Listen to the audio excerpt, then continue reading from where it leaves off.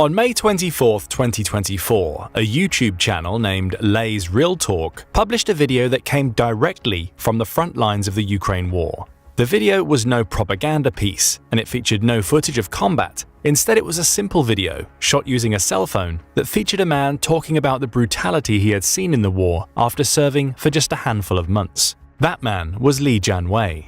A native of Zhengzhou in the Henan province of China, Li had served in the People's Liberation Army, or PLA, for around 2 years before he found himself on the front lines in Ukraine. How did he get there?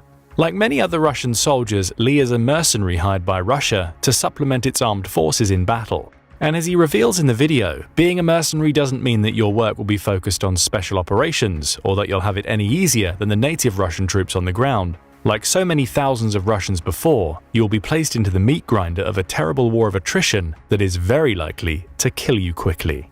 If it doesn't, you'll be left in a terrible state. So what can we learn from Li Jianwei and his experiences on the battlefield? The simple answer: the Ukraine war is brutal for all soldiers on the ground. But first, a little about the mercenaries that Russia is bringing into the fold. The use of mercenaries is nothing new to Russia. It has several paramilitary groups already, each of which fights for money and is generally in support of Russia's objectives. Perhaps the most famous of these is the Wagner Group, the paramilitary force that Russia deploys all over the world. But there are others. Redut, for instance, was one of the first groups to enter Ukraine and played a role in the initial invasion back in February 2024. There is also the Don Brigade, which has links to Redut and is listed in Russia's Ready Reserve system of fighters. The point is simple. It's already well known that Russia is using mercenaries. However, the emergence of Li Jianwei's video shows that it's looking further afield to find these mercenaries. Its typical paramilitary groups, though not official parts of the Russian military, were at least Russian in origin. With the introduction of Chinese mercenaries, Russian President Vladimir Putin is showing a willingness to involve anybody willing to fight for his side for money, as well as potentially using mercenary groups to delay what would likely be an unpopular, Russia-wide mobilization to take Ukraine. But back to Li Jianwei. His video begins in what appears to be a military barrack or bunker, to which he was reassigned after spending several weeks taking part in offensives on Ukrainian positions. He begins by telling the audience that he is mostly recovered, before going on to say that he hasn't had a bowel movement in around 2 weeks. That could be indicative of the amount of stress he is under, or, as revealed later, that he simply isn't eating enough to have consistent bowel movements. Or, as Li points out, it could be due to having experienced a massive hemorrhage. Still, seemingly in good spirits, he goes on to talk about how he's eating butter to try to smooth things over. That's resulted in him getting diarrhea and not feeling well. While these may seem like inconsequential details to some, they're indicative of a problem Russia has on the battlefield. It's not providing its soldiers, mercenary or otherwise, with adequate medical support. This is a problem that seems like it's baked into the Russian military. In May 2023, Important Stories reported that around half of the deaths the Russian military has experienced in Ukraine are not caused by life-threatening wounds. Rather, they occur due to improper medical care, or in many cases, a complete lack of care being provided to soldiers who suffer injuries. That's the opinion of Artem Kotulin, who's the head of the Kalashnikov Concern's Tactical Medicine Training Center. In addition to revealing the disturbing statistic, he claims that about a third of the amputations being carried out on Russian soldiers happens because tourniquets are being applied incorrectly. They didn't need to happen. Kotulin puts it simply when talking about what he used to tell his comrades when he was part of Russia's army. You'd better get a minor wound. Get something harder and that's it. You're dead. No one will help you. No one will come. No one will do anything if you can't do it yourself. It appears that Li was one of the lucky ones who managed to escape the battlefield, at least for a time, with only minor injuries. But as he reveals in the video, he saw this approach to Russian tactical medicine more times than he can count. As he talks, Li reveals a small amount about Russian strategy and organization in the field. He talks about being part of a first-wave offensive, which had 12 people and a pair of combat teams. Li was part of a veteran support force designed to help the larger offensive involving Russian soldiers by providing much-needed experience and simply overpowering the enemy. The problem for Li, and many others in that first wave, was that this was their first time in fighting in an urban warfare setting. His combat experience was far less valuable than he anticipated, with the new recruits facing an even bigger challenge. Then he revealed the fatality rates. On average, he claims, the time a Russian soldier has from the moment they enter the battlefield to the moment they die is between 8 and 10 hours. In other words, the vast majority won't make it through an offensive. Li claims to have spent about a month under these conditions, noting that many of the rooms and basements he fought through already being lined with rotting corpses from both sides. People died, constantly. and as Artem Kutulin pointed out, Lee's team had no medical personnel to help them. In the end, Lee claims only he, a Russian soldier, a fighter from Nepal, and another mercenary he calls Little Black made it back from the offensive alive. All were carrying injuries. The Nepalese fighter had been hit by 4 pieces of shrapnel, with a Little Black also taking shrapnel to the arm and leg. As for Lee, he claims to have been hit by a bomb and thrown to the top of one of the houses his team was attempting to take, but he was lucky. He had a bulletproof vest on, meaning that most of his body was protected. He escaped from the situation with minor shrapnel wounds on his arms, though it's likely that the hemorrhaging he talks about was a result of the bomb attack. So we start to see both the nature of the fighting taking place in Ukraine, as well as the makeup of the Russian military conducting strikes on Ukrainian positions. Soldiers are fighting street to street, and as in Lee's case, often house to house, to gain any scrap of territory they can. It's partially that weaponization of urban territory that's helped Ukraine survive for so long against Russia. As the Modern War Institute at West Point highlights, the Ukraine war has shown us that all cities are important in war, even those with no military value. Ukraine is defending every city, regardless of its tactical value, because keeping those cities represents a symbolic victory. For Russia, this means its soldiers are being forced into tight urban combat in areas that seem to offer little value, resulting in thousands of soldiers on both sides seemingly dying for no reason. Lee offers his own perspective. He calls street combat very brutal, noting that it's not at all like he imagined. That seems to showcase how the use of supposed veterans by Russia isn't as effective a plan as it would seem. A veteran may as well be a new recruit when forced into a type of warfare with which they're unfamiliar. Many died, says Lee, pausing for a moment of contemplation before simply repeating those 2 words. Lee then moves on to a story involving himself, Little Black, and a pair of Russians. Together they formed a reconnaissance team to scout out a building. The team was also combat ready, with Lee saying that if they ran into any Ukrainians, they would be ready to fight. But they didn't find Ukrainian soldiers. Instead, they found drones.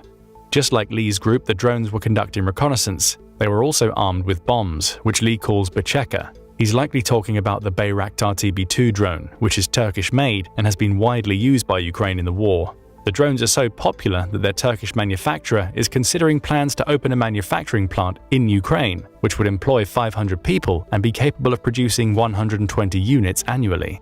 Lee says the drones have 2 modes of attack, with his reconnaissance group ultimately finding themselves being peppered by bomb and kamikaze drone strikes.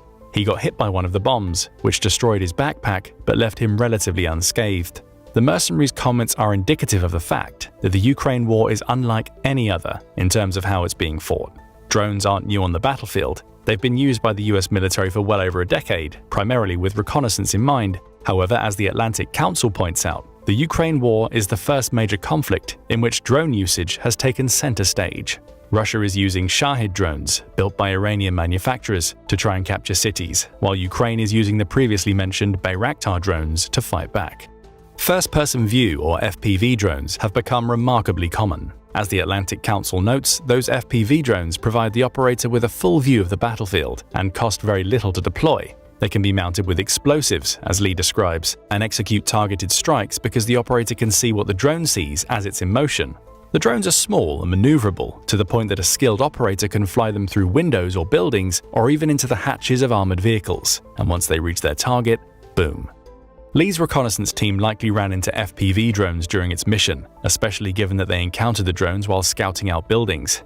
Again, Lee was lucky. Though he was caught in an explosion, his rucksack saved him from serious injury.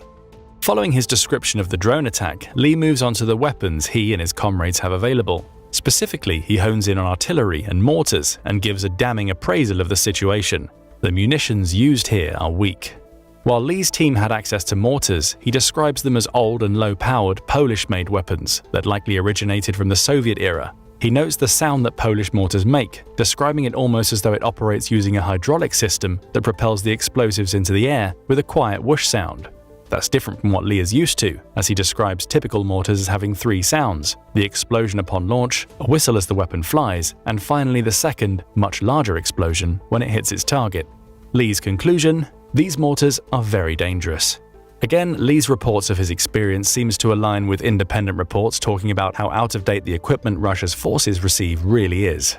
In October 2022, The Guardian published a report in which it covered a phone call made between a Russian woman named Olesya Shishkanova and her brother, who was a soldier on the front lines of the war. That brother, named Vladimir, not only discussed how the equipment he had was extremely old, but that he was also forced to buy much of it himself. They gave us absolutely no equipment. The army has nothing. We had to buy all our gear ourselves, he complains. I even had to paint my gun to cover the rust. It's a nightmare.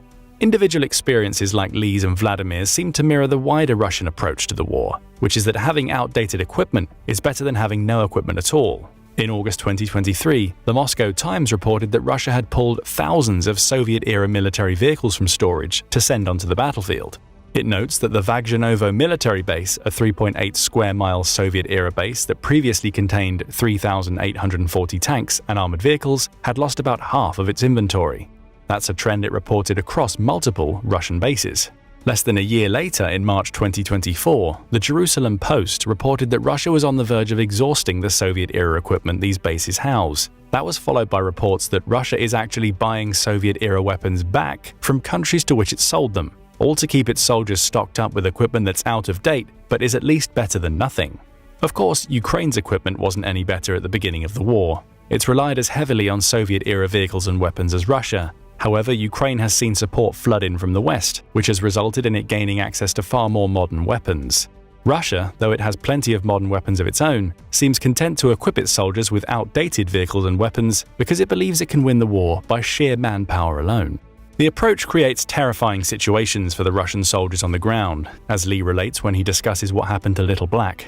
He claims that Little Black became afraid during combat on the evening when Lee's patrol encountered Ukrainian drones. It's revealed that Little Black had never been in the military before the war and that his previous experience simply involved being along for the ride as part of an armored unit. As Lee puts it, he didn't sign up to fight the battle in the woods, and he was scared of urban combat. So Little Black ran. The same goes for the two other Russians in Lee's patrol, leaving the mercenary on his own to confront the threat. He claims that he was lucky to escape from the situation alive. Lee found an abandoned building that hadn't been discovered by Ukraine or its drones, where he camped out for a while before later reuniting with his team. Little Black wanted to apologize for abandoning the fight, with Lee claiming that was okay. He doesn't blame them for running, before going on to claim that these desertions are the reason why you can't trust anybody on the battlefield. Interestingly, Lee quickly partially walks back that comment with the qualifier outside China, claiming that the PLA doesn't have this problem as a Chinese soldier is like a brother in life and death. They will sacrifice themselves to save you. A subtle dig at Russia's military when compared to the PLA? Perhaps.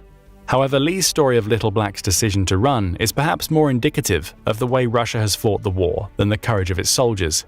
Many of the army's soldiers are conscripts, with Statista reporting that Russia conscripted around 254,000 people in 2022, followed by 277,000 in 2023.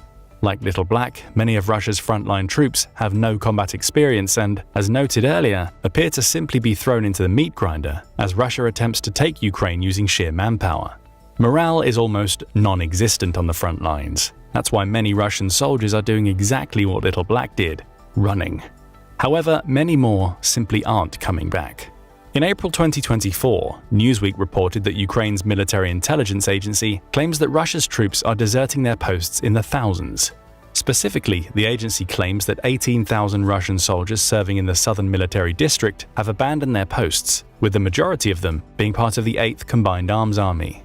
Though these reports are unverified, the Novaya Gazeta also notes that there is a desertion issue in the Russian army. Speaking to a charity named Get Lost, which helps deserting soldiers escape an army and set up new lives, it found that the organization saw a steep uptick in soldiers getting in touch. For instance, January 2023 saw 28 soldiers get in touch seeking help with desertion. A year later, that monthly figure was up to 284, with around half being contracted soldiers and a further 30% being reservists who had been mobilized for the war in Ukraine. All told, Get Lost claims the group has been in touch with 2,000 soldiers who have abandoned the front lines. Russia is trying to respond.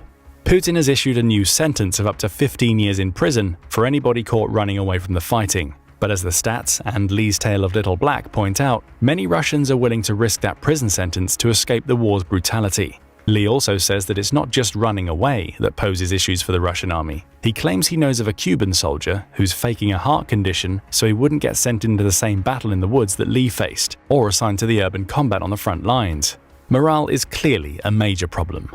Returning to Lee's story, those morale issues aren't being made any better by the fact that Russian troops barely have any food with them on the front lines. Lee notes that his arrival at the front lines was accompanied by a resupply that allowed him to actually eat a meal. That situation didn't last long. Lee says that he ate canned food just 3 times during his deployment, after which he didn't eat anything other than 4 pieces of butter he happened to find while patrolling. There's a sad tinge to this aspect of the video, with Lee looking almost wistful as he talks about how he once ate 2 cans of food, one containing beef and the other chicken, after talking about the lack of food on the front. Again, this appears to align with reports from the battlefield. In October 2023, Business Insider reported on an intercepted phone call purported to be between a Russian soldier and his wife. The soldier tells his wife, "We haven't had food delivered to us for 3 weeks. Today is already the 7th day since we've been brought water." The situation had gotten so bad for the soldier that he no longer had the strength to wear his bulletproof vest. The soldier also backs up Lee's fatality rate claims, saying that the Russian officials don't care about his unit, which had lost about 100 men in just a few days. Around 18 months earlier, the Modern War Institute also wrote a piece dubbed Russia's Potemkin Army. It noted that the meals, ready-to-eat or MRE rations, issued to the Russian troops as part of the initial invasion in February 2022, contained rations that had supposedly expired in 2015. The situation was so bad, the Institute claims, that Russia had to request up-to-date MREs from China to supplement its troops. This information reveals 2 things about Russia's special military operation. Beyond using outdated equipment and filling its army with conscripts who don't want to be in battle, Russia also appears to have failed to set up any logistical system capable of keeping its soldiers supplied. Food and water aren't making it to the front lines, with some of Russia's soldiers being on the verge of starving as they fight. That's certainly the case for the soldier Business Insider reported on, who was so weak that he couldn't bear to wear a key piece of protective equipment. Lee experienced the same issues himself, surviving for several days on just a couple of cans of food and a few pieces of butter. Again, it's the Russian meat grinder at play. The troops appear to be there to soak up Ukrainian ammunition, and they will be replaced when they die. The second thing it reveals is that Putin appeared to assume that Russia would steamroll through Ukraine during the early days of the war. Perhaps that's why he felt it was fine to send troops in with expired rations. They wouldn't be needed long enough for those rations to become a problem. Of course, that turned out to be incorrect, with the war having raged for well over 2 years by the making of this video. A lack of food likely also feeds into the previously mentioned morale problems. Soldiers are unfed, have no water, and are being pushed into battles that they believe they can't win. And worst of all, they never seem to stop. That's according to Lee, who notes that he never expected to be on the battlefield for as long as he was. In the past, the longest was 24 hours, he says. We used to rest during the day and fight at night. That isn't the case in the Ukraine war, with Lee saying that he has been forced to fight day and night just to survive. It's non-stop, with Lee again pointing out that Ukraine has huge amounts of drones that make it so that Russia's troops can't bed in and take a break from the fighting. He's not wrong there. The importance of drones in Ukraine has already been noted, and it's clear that Ukraine is looking to further their use in the conflict. That's according to a March 24 report published by Canada's CBC, which says that Ukraine is not only ramping up domestic production of the FPV drones discussed earlier, but is also counting on its allies to deliver more of them as part of military aid packages. All told, the outlet claims Ukraine wants to have 1 million drones by the end of 2024. That's a little over 2 drones for every Russian soldier in Ukraine, if the Kyiv Post's figure of 450,000 Russian soldiers inside Ukraine is accurate. Lee says that the use of drones is so prevalent that Russia's soldiers can often see them coming. They're overwhelming, with drones outnumbering birds in the sky. 1 or 2 will lead the pack, according to Lee, with the rest following in droves. The problem, he claims, is that signal interference issues are so rife on the front lines that Russia's soldiers can only interfere with the 2 drones leading the pack. The rest are untouched, and all they do is drop bombs on soldiers and their surroundings. That segues into Lee claiming that Ukraine does a great job with intelligence gathering. When one of our tanks got to the battlefield, they'd know, he says. Drones swiftly arrive with anti-tank rockets and C4 explosives. They launch 2 or 3 explosives and the tank becomes a pile. Thus, Lee explains, Russia's soldiers often feel that they have nowhere to hide, thanks to the fleets of drones flying through Ukraine's skies, along with the intelligence the country is able to gather. Even something as simple as deploying a tank is fraught with danger. The soldiers never know where the next rocket will come from until it's too late.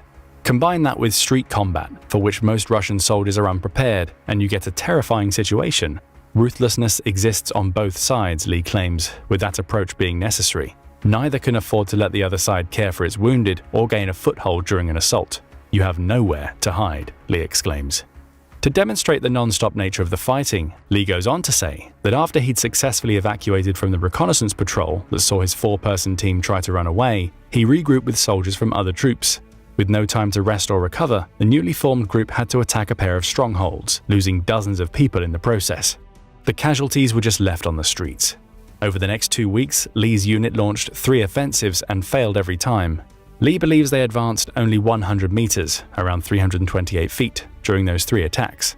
Again, that appears to be indicative of Russia's strategy.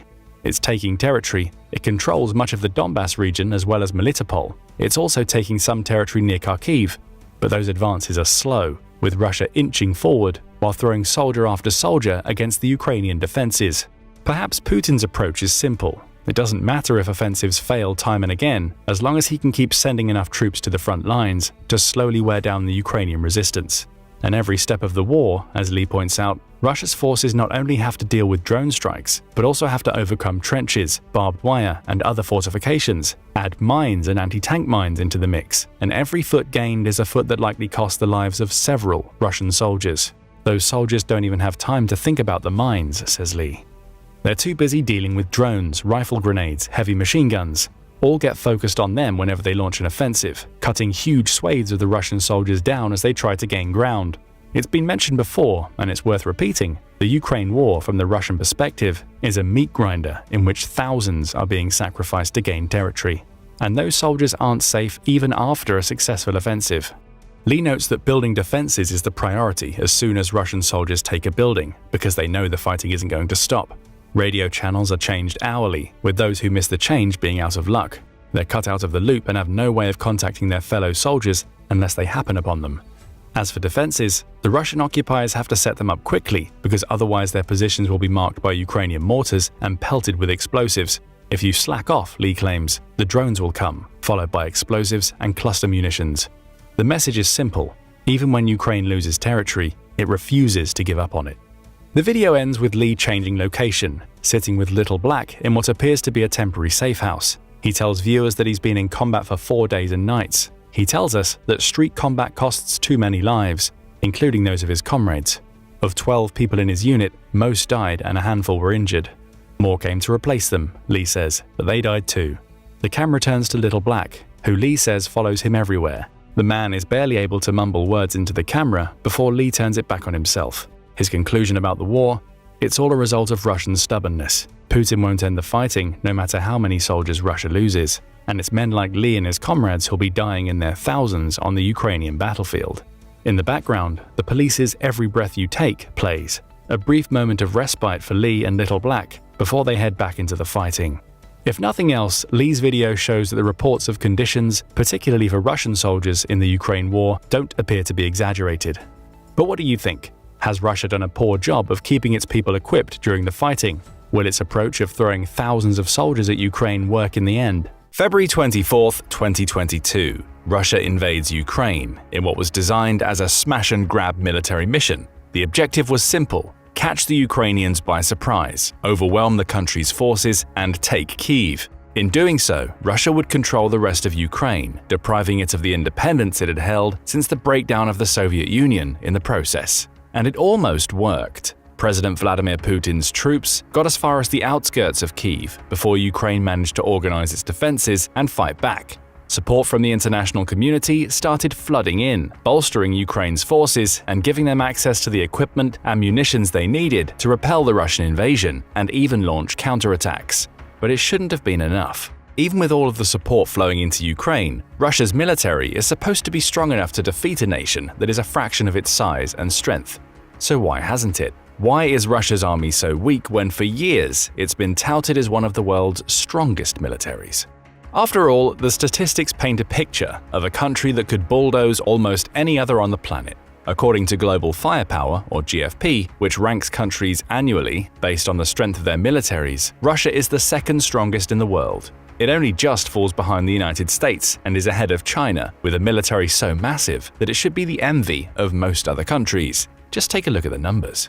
When it comes to sheer firepower, Russia has 1.32 million active military personnel, with a further 2 million sitting in reserve. That's not to mention paramilitary forces, such as the infamous Wagner Group, which is 250,000 members strong. Throw in conscription, which the country has started to enforce since the beginning of the Ukraine war, and Russia has access to a further 46.4 million people outside of its active military that it could push into service. On the surface, it also has the second strongest air force in the world. GFP says it has 4,255 aircraft in stock, with 2,766 of those being in a state of combat readiness. Again, the only country that beats Russia's air force is the United States, at least in sheer numbers, and yet we've seen Russia fail to take advantage of its aerial superiority time and time again in Ukraine. More on that later. For now, let's focus on Russia on the ground. Again, the numbers show its supposed might. A staggering 14,777 tanks, the most in the world, and 161,382 vehicles are in the Russian armory. It has the most towed and self-propelled artillery in the world, as well as a huge stock of 3,065 multiple-launch rocket systems. Then there's its navy. On paper, it's the largest in the world, with 781 assets. It has the most submarines, 65, and the most corvettes at 83. Russia is also heavily adept at mine warfare, with 47 vessels. Frankly, Ukraine shouldn't have stood a chance. If Russia's military is as strong as it appears on paper, its ground troops should have steamrolled through Ukraine, supported by an air force that would make it incredibly difficult for Ukraine's ground forces to fight back. Russia's navy should also have held the Black Sea, allowing the country to send more troops into Ukraine, while also buffeting its coastlines with attacks. But none of this happened. Instead, we've seen Russia get bogged down in a war that's lasted for over 2 years at the time of this video's creation. Its Black Sea fleet was roundly defeated, its air force has failed to establish aerial dominance over Ukraine, and even its ground troops, though they've slowly managed to gain ground in the country, have suffered massive losses that some sources estimate to be veering close to 500,000 people. In short, we've seen Russia exposed as a paper tiger, a military that looks dominating on paper but is revealed to be much weaker when at actual war. All of which leads us to the key question we'll answer in this video: why is Russia so weak? There are many reasons behind Russia's strength deception, starting with the corruption that runs rampant through not only its military, but also in the general Russian leadership structure. In a March 2022 article examining Russia's failure to take Ukraine quickly, Politico highlighted the effects of corruption on Russian troops. It cited reports that some of the country's soldiers had received rations that expired in 2015, noting that there's a connection between Yevgeny Prigozhin, the late main patron of the Wagner military group killed in a mysterious jet crash in 2023, and many of the companies that make these rations. The implication was that Prigozhin was taking the money he got from Russia's government and using it to line his own pockets. Former Russian opposition leader Alexei Navalny practically said as much when campaigning against Putin, claiming that Prigozhin's companies essentially operated a cartel that gamed the Russian bidding system to land huge contracts worth hundreds of millions of dollars. Very little of that money would go towards supplying the food and equipment Russia's troops needed. As for Navalny, he was imprisoned in 2021 on charges of embezzlement. Around 18 months later, he went missing from his cell for 3 weeks, only to be found in another prison located in the Arctic Circle. By February 2024, he was dead. Russia is accused by many Western governments of having killed him. Politico's article goes on to report that Russia's troops involved in the initial invasion of Ukraine were held back by a lack of fuel they needed to push forward.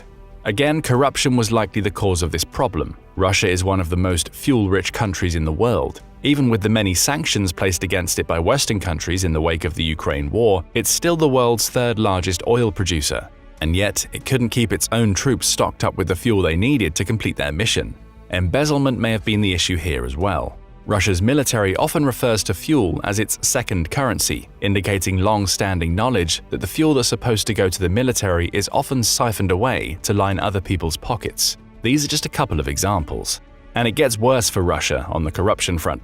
In a 2020 report, Transparency International and its Government Defense Integrity Index placed Russia in Band D. That indicates a high risk of corruption, owing to a lack of external oversight on budgets, policies, and the activities of the institutions the country relies upon to provide for its military. It's a real-life example of the idiom, "when the cat's away, the mice will play." Only in this case, the Russian state cat turning a blind eye to the many mice in its military system allows those mice to severely undermine the strength of the country's military. Kickbacks and theft are commonplace according to Action on Armed Violence, with Russia's military reflecting its social hierarchy: rigid, brutal, corrupt. A trio of issues leads to those at the top getting richer, while constantly having to watch their backs, while those on the ground in Ukraine have to deal with situations that shouldn't affect any modern military. But corruption is far from Russia's only military problem. There's also the fact that the invasion of Ukraine wasn't even a military decision, it came from the Kremlin. To understand why that matters, you need to know what the Kremlin is. Though the term Kremlin is often interchangeably used with military when it comes to Russia, the two are separate. The Kremlin is actually Russia's government, and it was this group that planned and launched the operation in Ukraine, not the military. That creates problems of its own. Like in the military hierarchy, those in the Kremlin are both subject to corruption and fearful of the possibility that they may lose their position. The latter issue was especially important to what we see in Ukraine, according to GIS. The research organization suggests that Putin's Kremlin advisors were likely too scared to inform their masters of the true state of Russia's military, leading to Putin heading to Ukraine with a misinformed view of his military's true might. It's because of this lack of communication within the Kremlin that we've also seen so many Russian logistical failures inside Ukraine. GIS highlights one instance that it says is symbolic of Russia's logistical failings. Near the beginning of the war, a column of soldiers from the Rosgvardia, the Kremlin's National Guard unit, were sent toward Ukraine in lightly armored vehicles. Those soldiers weren't equipped with guns or similar military apparel. Instead, they went in more as riot police than soldiers, being given shields, batons, and helmets. Their objective was to control the streets of Kyiv. The reality was that they were essentially lambs to the slaughter for the city's defenders, showcasing the Kremlin's complete lack of understanding of what its military actually needed to take the city. This singular instance of poor planning is symptomatic of what's happened throughout the 2 years that Russia has been fighting Ukraine. Rand expands on this, pointing out that the Kremlin utterly failed to anticipate the invasion's logistical requirements, going as far as to suggest the Kremlin may not have even had the capacity to understand this requirement. It points out that Russian troops rapidly ran out of equipment and ammo in the early months of the war, making it impossible to either seize territory or maintain control over territory they had already taken. And the situation isn't getting much better. In a November 2023 report published in Pravda, the news outlet reported on the UK's Ministry of Defence, or MOD, and it claims that Russian military personnel on the front lines in Ukraine face terrible living conditions.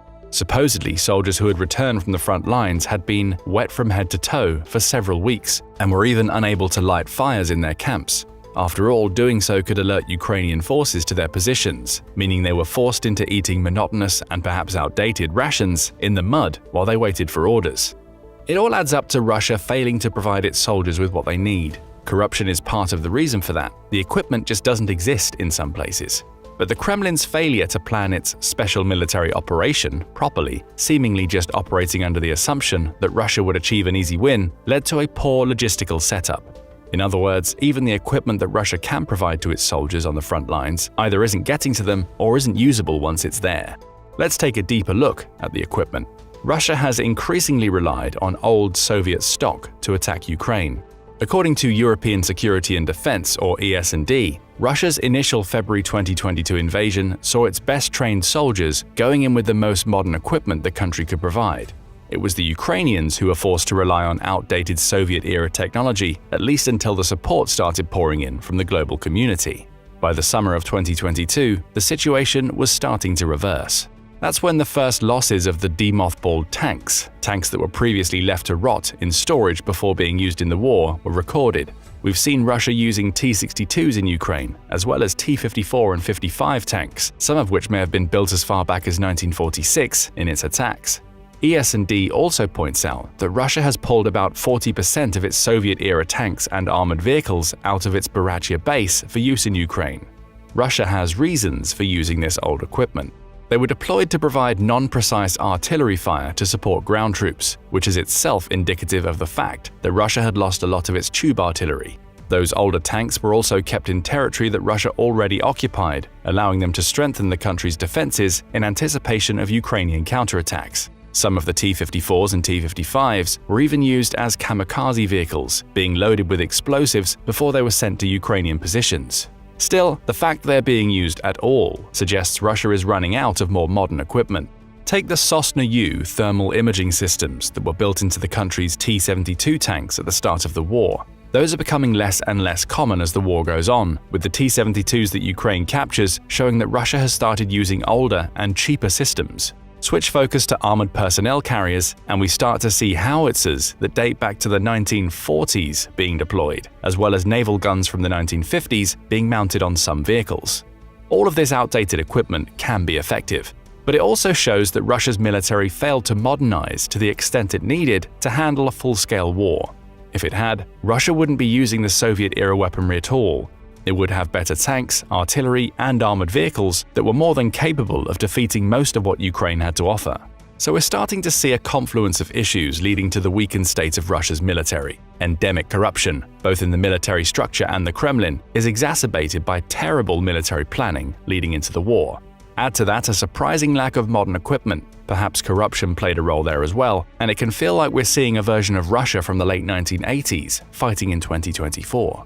Let's bring things down to the troop level.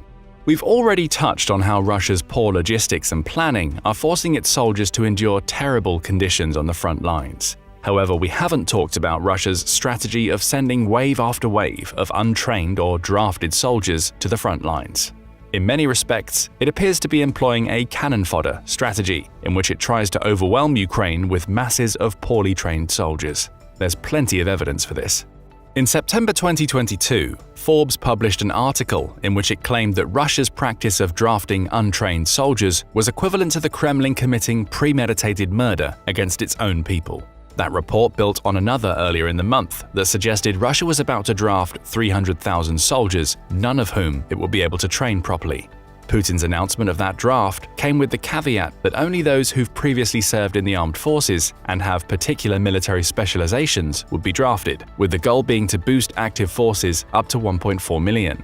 That announcement met with protests in Russia, which were exacerbated when the Kremlin ordered that Russian airlines could no longer sell tickets to any man between the ages of 18 and 60. While problematic in its own right, that ruling alone shows that Putin wants all able-bodied Russian men to be available to him. More worrying for those draftees is the lack of any real training.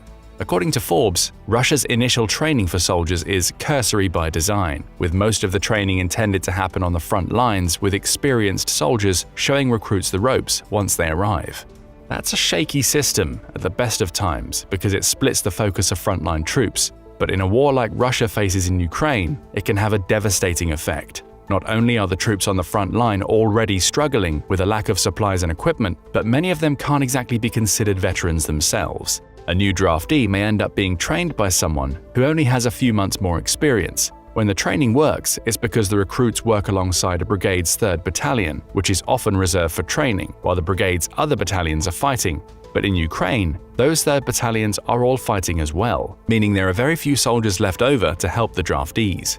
The result is an inconsistent training system that's entirely reliant on the quality and positioning of the unit to which a draftee is dispatched. A brigade that has no veterans and limited equipment, as is possible given Russia's logistical and corruption issues, isn't going to be able to properly train a draftee. That brings us back to the Forbes article suggesting that this approach is tantamount to murder. It cites the Institute for the Study of War, or ISW, when it says that mobilized men with a day or two of training are unlikely to meaningfully reinforce Russian positions.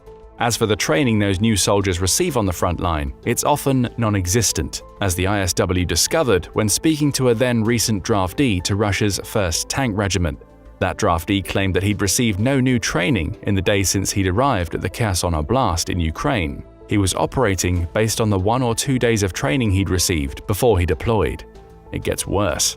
If new draftees are essentially cannon fodder due to their lack of training, some Russian soldiers are literally treated as such. That's according to a February 2024 article in the Kyiv Post, which quotes a Russian soldier from the 5th Separatist Motorized Rifle Brigade as claiming that many in his unit are being thrown onto the front lines, not because of their value as soldiers, but because they're ill. He says many who are on frontline duty in Ukraine's southern military district are seriously ill, with many having tuberculosis and some, including himself, being HIV positive. So here are 16 people who have hepatitis, suspected tuberculosis, lung disease, tumors in their heads, he says when describing the soldiers he's working alongside. That's hardly indicative of a well-oiled fighting force. Untrained draftees, many of whom are ill, are essentially being used to soak up Ukrainian bullets and artillery. And therein lies another reason why Russia's military is so weak. The Kremlin doesn't appear to care about its people. In its desperate grab for the material power that would come with claiming Ukraine, Russia appears to have started ignoring the human cost. Many of the country's soldiers are fighting on foot without real support, with Utah State University saying the approach shows that the Kremlin's tolerance for human casualties is only growing higher. In other words, losing tens, perhaps even hundreds of thousands of people in the war doesn't matter because Russia can always replace those people with more warm bodies. Of course, the inevitable happens when there's such callousness on display from leadership. Morale tanks. The Washington Post argued in March 2022 that a large proportion of the early troops sent into Ukraine simply didn't want to be there. That's supported by the number of Russians who've left their homeland since the war began. That number could be as high as 800,000. The early days of the war also saw many videos cropping up on social media of Russian soldiers leaving their tanks, begging for food, and even looting. Footage of captured soldiers would also sometimes show their confusion over why they were in Ukraine in the first place. Contrast that to Ukraine's ground troops. Though far inferior in numbers, every Ukrainian is fighting to protect and preserve their country. Morale may dip at times, especially when Russia makes advances, but motivation is never a question.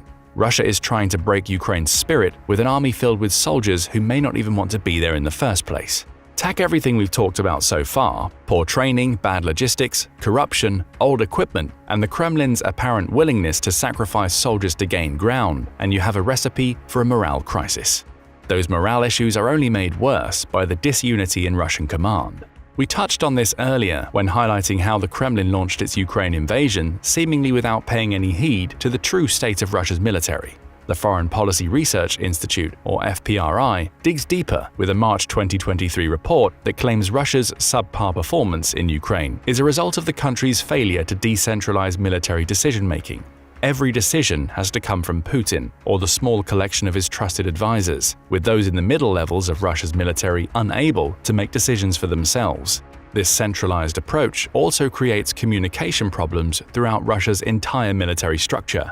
Either important information gets distorted as it passes up or down a long chain of command, or it simply doesn't get communicated at all, as may have been the case when the Kremlin was making its invasion decision. The FPIR claims that this centralization in decision-making is the result of a society that has rarely ever been overseen by a government to which its population wholly consents. Autocracy reigns supreme in Russia. Putin's long tenure as the country's president demonstrates that, with the Russian autocrat rarely facing legal restraints or any control mechanisms that could influence decision-making. How does that manifest into Russian military weakness? A Russian non-commissioned officer, or NCO, barely wields any power. They are trained not to show any initiative or to make decisions on behalf of the soldiers that serve underneath them, instead acting as little more than intermediaries between the Russian hierarchy and the soldiers on the front lines. That approach is dangerous enough when you consider that all orders come from a government that may not be fully aware of what's happening on the front lines in Ukraine. But it becomes practically foolish when you consider that people on those front lines have practically no way of telling the Kremlin what's happening. Adjustments become more difficult to make. Tactics and strategies can't be tweaked to react to the situation on the ground. Russian soldiers are basically pointed in a direction and told to go, without any consideration given by the country's hierarchy as to the situation those soldiers face. In other words, information doesn't flow freely. And given that information is one of the most important assets that any military can have, that's a massive problem for Russia's military. It's also a problem that likely contributes to the country's seeming lack of tactical and strategic nous. Again, we've touched on this already when speaking about the terrible planning that went into Russia's invasion of Ukraine. But it's perhaps most obvious in the way that Russia's Air Force, the VVS, has almost completely failed to establish aerial superiority over Ukraine. That should have been an easy task. As we mentioned earlier, Russia has thousands of aerial assets, with Ukraine only having around 320, with only 177 of those craft being in a state of combat readiness. Worse yet for Ukraine, most of its planes were Soviet-era designs, meaning Russia's more modern planes should have easily taken the skies above the country. That didn't happen. In an interview with the United States Air Force Lieutenant General Scott Kinsvater, Cambridge Economic Policy Associates, or CEPA, announced that the US considers Russia's aerial performance to be very poor. Kinsvater cited a complete lack of planning capacity, as well as Russia seeming to have no ability to coordinate aerial assaults with the rest of its armed forces, as a key reason for that rating. Combined with the misuse of equipment, which may stem from bad training for Russia's pilots, and you get a VVS that has failed to learn lessons dating back to the Second World War. Kinsvater says that war marked the first time that countries started using their aerial assets to support soldiers on the ground, yet Russia doesn't seem to have done that. In his words, the benefits were so great that they effectively resulted in 1 + 1 = 6, and he cites endemic corruption as being the possible reason why Russia hasn't evolved to use aerial tactics that the United States has used for decades. He also suggests that communication is an issue in two ways. The obvious one is the lack of communication between ground and aerial forces, making it impossible to run operations in tandem. However, Kinsvater also suggests that the flow of information within Russia's military has been hampered by those in command, not wanting to reveal how poor the VVS had become in the wake of years of investment made into new aircraft. It all feeds back into this idea that Russia is little more than a paper tiger. Russia has been responding to these sentiments in peculiar ways. As Ian Williams, a research fellow at the Center for Strategic and International Studies, points out, we're seeing Russia being a little more aggressive and greater risk-taking right now because they are trying to offset this perception that they're kind of this paper tiger. That's in reference to several incidents in which US Air Force drones had unsafe encounters with Russian jets in July 2023. One of those encounters resulted in a Russian pilot positioning themselves in front of an American drone before engaging their jet's afterburners. Those encounters are somewhat provocative, though no fighting will result from them. They're really examples of Russia trying to prove it's stronger than the rest of the world seems to believe. And therein lies the problem for Putin. His war in Ukraine has exposed that Russia's military is far weaker than it looks on paper. That doesn't necessarily mean it's going to lose the war. Even a weaker than expected Russia is still fairly strong, as demonstrated by the country's recent, small yet significant gains in the Kharkiv region. But Russia isn't the juggernaut that people believed it to be. If it was, it would have steamrolled Ukraine long before any international intervention could have prolonged the war in the country to the point where it's been going for over 2 years.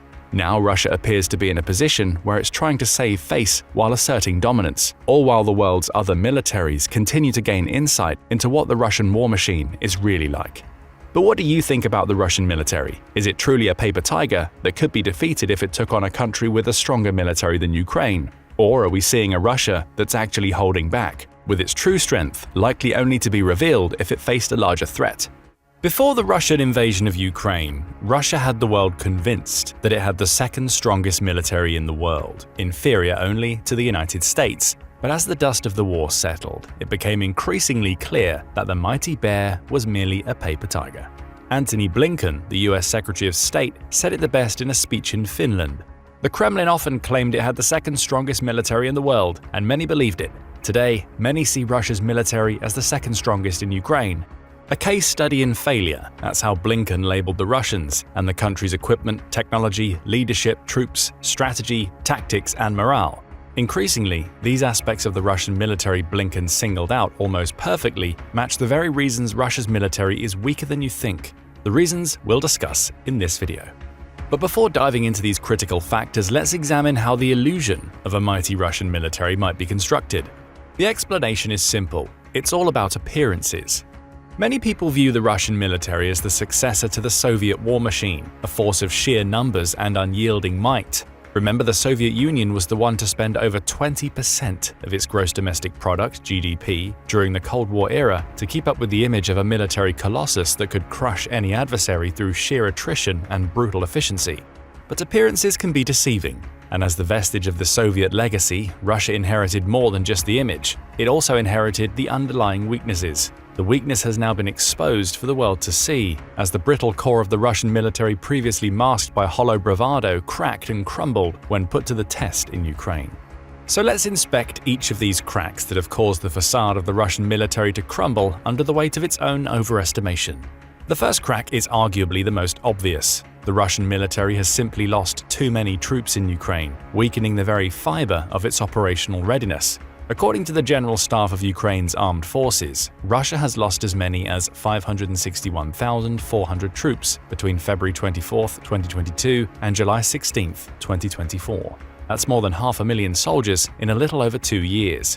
The last time such devastating losses were seen was during World War II, when nations mobilized on an unprecedented scale. But in June 2024, Russia's President Vladimir Putin said that almost 700,000 Russian troops were fighting in Ukraine. So how weak can the Russian military possibly be, even after all these heavy losses? Well, first of all, does anyone really believe Putin's claims anymore, after they've been proven wrong time and again? But for argument's sake, let's say those figures aren't grossly overestimated. This begs the question, where are all these troops coming from? Because the Russian military casualties are very much real, and the country's armed forces comprised roughly 900,000 troops and officers before the invasion, so something definitely doesn't add up. The element missing in this calculation is conscription. In August 2022, Putin signed a decree to increase the number of Russian troops by 137,000. In December 2023, he ordered another 170,000 fighters to be added. If Sergei Shoigu, the now sacked long-standing Minister of Defense, is to be believed, almost 490,000 contract soldiers and volunteers joined the army in 2023 alone. Though he presents these figures through a lens of heroism and dedication, they probably have more to do with the generous pay and benefits offered to attract recruits. Namely, it's been reported that the Russian contract troops are paid at least 210,000 rubles per month, approximately $2,300, to fight Putin's war. That's over 3 times more than the average Russian salary, which was 71,419 rubles in July 2023. So it's possible that Russia does have the numbers when it comes to troops. But as you'll soon learn, numbers are all the country has. You see, many of the Russian military's most elite personnel perished in the opening weeks of the full-scale conflict in Ukraine. The new conscripts can in no way replace the expertise and battle-hardened experience of those troops, especially not when they're only conscripted for a year, most of which they spend in training. However, the more troops died in Ukraine, the shorter this training period and the more desperate Russian mobilization efforts became. The Institute for the Study of War, or ISW for short, reported that Russia even tried to draft new troops inside Ukraine by conducting a door-to-door mobilization effect in Kadivka and forcing residents of Luhansk into joining the military through extortion and threats. And that's on top of the 100,000 dangerous prison inmates Russia freed to fight in Ukraine and the many ill-prepared draftees in Putin's partial mobilization of 300,000 reservists. Drafting these reservists was such a huge mistake that even Putin admitted to it during a video call with his advisors, expressing his regret for drafting individuals with chronic illnesses, people too old to fight, and fathers with children. But this regret will do little to mitigate the severe consequences of such hasty and flawed mobilization efforts and appease the growing discontent within Russian troops, especially as it's becoming more evident that Russia still treats its troops as the Soviet Union treated the T-34 tank during World War II, as expendable assets. The T-34 was cheap to build, which allowed the Red Army to mass-produce them and send them to be destroyed. Similarly, Russia continues to send its soldiers into harm's way without any regard for their safety, seeing them as nothing more than pawns. In both cases, it seems that the prevailing sentiment was and is, hey, we can always get some more. As you can expect, this willingness to sacrifice Russian lives and conduct attrition warfare at a cost no Western country would ever accept hasn't really made the Russian troops fond of their service of their mission. This brings us to the second crack in the facade of the Russian military: the exceedingly low morale, fueled by a sense of expendability, the outright horrific treatment by the government, and the grim realities of war. In August 2023, a small group of Russian soldiers stationed in the Kherson region recorded a video in which they described their morale as being below floor level. According to the independent media organization translating war materials into English, War Translated, which shared and obviously translated the video, these soldiers complained about being sent to the first line of defense without proper training, air support, artillery support, and without heavy equipment. This video is on par with the November 2022 assessment by the ISW, which indicated that the morale and psychological state of Russian forces in the Luhansk and Donetsk oblasts were exceedingly low, due to high losses on the battlefield, troop desertion, and inadequate preparation for battle. All things considered, it shouldn't be surprising that the abuse of methamphetamines and other drugs is on the rise among the Russian military, according to Radio Free Europe, Radio Liberty, a US government-funded media organization. The horrible treatment that caused such catastrophic consequences is also part of the third crack in the Russian military's perceived strength: the sheer lack of battlefield tactics and strategic foresight. So far, the only tactic the Russian forces have heavily relied on was the infamous meat grinder strategy. This strategy is exactly what it sounds like. Ill-prepared and ill-equipped troops are sent in en masse into combat in an effort to overwhelm the Ukrainian front lines. There's no regard for casualties or strategic objectives. The sheer unfiltered aggression, akin to feeding soldiers directly into the relentless meat grinder of battle. At first glance, this approach can make the Russian army appear formidable in its unyielding push forward. But upon closer inspection, it becomes clear this army is virtually gaining no ground while suffering devastating losses. A similar approach can be seen across all the other theaters. It seems that Russia is hell-bent on completely obliterating Ukraine, but in reality, it's only eroding its own military strength. The heavy losses in the military equipment department only further prove this. These losses also represent another reason why Russia's military is much weaker than you think: the fourth crack.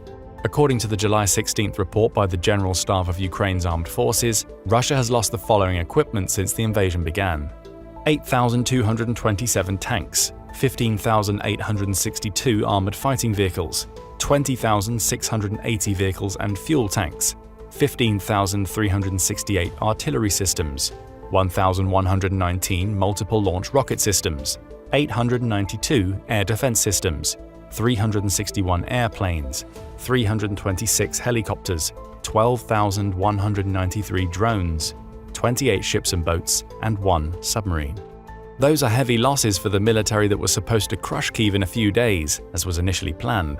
Russia might have started the war with an overwhelming number of weapons and equipment, but most of these were soon proven to be far inferior to their Western-made counterparts. Take the Kamov Ka-52 attack helicopter, nicknamed the Alligator, as an example. Before the invasion, military experts considered the Ka-52 as one of the most capable aircraft of its kind. This twin-seat helicopter is an immensely upgraded form of the original Kamov Ka-50 Black Shark aircraft, which used a single-seat cockpit. Thanks to the upgrades, the Ka-52 is billed as a platform able to take on various roles, including assault, close air support, convoy protection, and armed patrols. All of this while retaining a maximum speed of nearly 190 miles per hour, a cruising speed of nearly 160 miles per hour, a ferry range of almost 700 miles, a combat radius of 285 miles, and an operational service ceiling of 18,000 feet. And yet the supposedly inferior Ukrainian forces have managed to down over 80 of these $16 million worth combat helicopters, which is reportedly half of the Russian total Ka-52 fleet. It is a case study in failure. The almost effortless destruction of the Ka-52 helicopters made the retired US Army General Ben Hodges question the competence of the entire Russian military, including the equipment and the personnel in charge of it. After a Ka-52 was shot down in the Zaporizhia region by the 47th Separate Mechanized Brigade and the incident captured on video, Hodges stated that the Russian pilot clearly lacked the skills to fly his attack helicopter. But incompetence in the Russian military doesn't stop there. It goes all the way to the top, to the military leadership itself, which makes for the fifth crack in Russia's perceived military might: chaos, dysfunction, corruption. Call it what you will, any of those words best capture the state of Russian military leadership today. Although truthfully, this has always been the case with the Russian top brass, but the invasion of Ukraine showed just how rotten the core of the Russian military hierarchy truly is. The event that single-handedly proved this was the firing of Sergei Shoigu, who held the position of Russian defense minister for 12 years. Though this move was anticipated for some time, it was still shocking given how close Shoigu was to Putin. So why did Putin decide to boot his longtime confidant?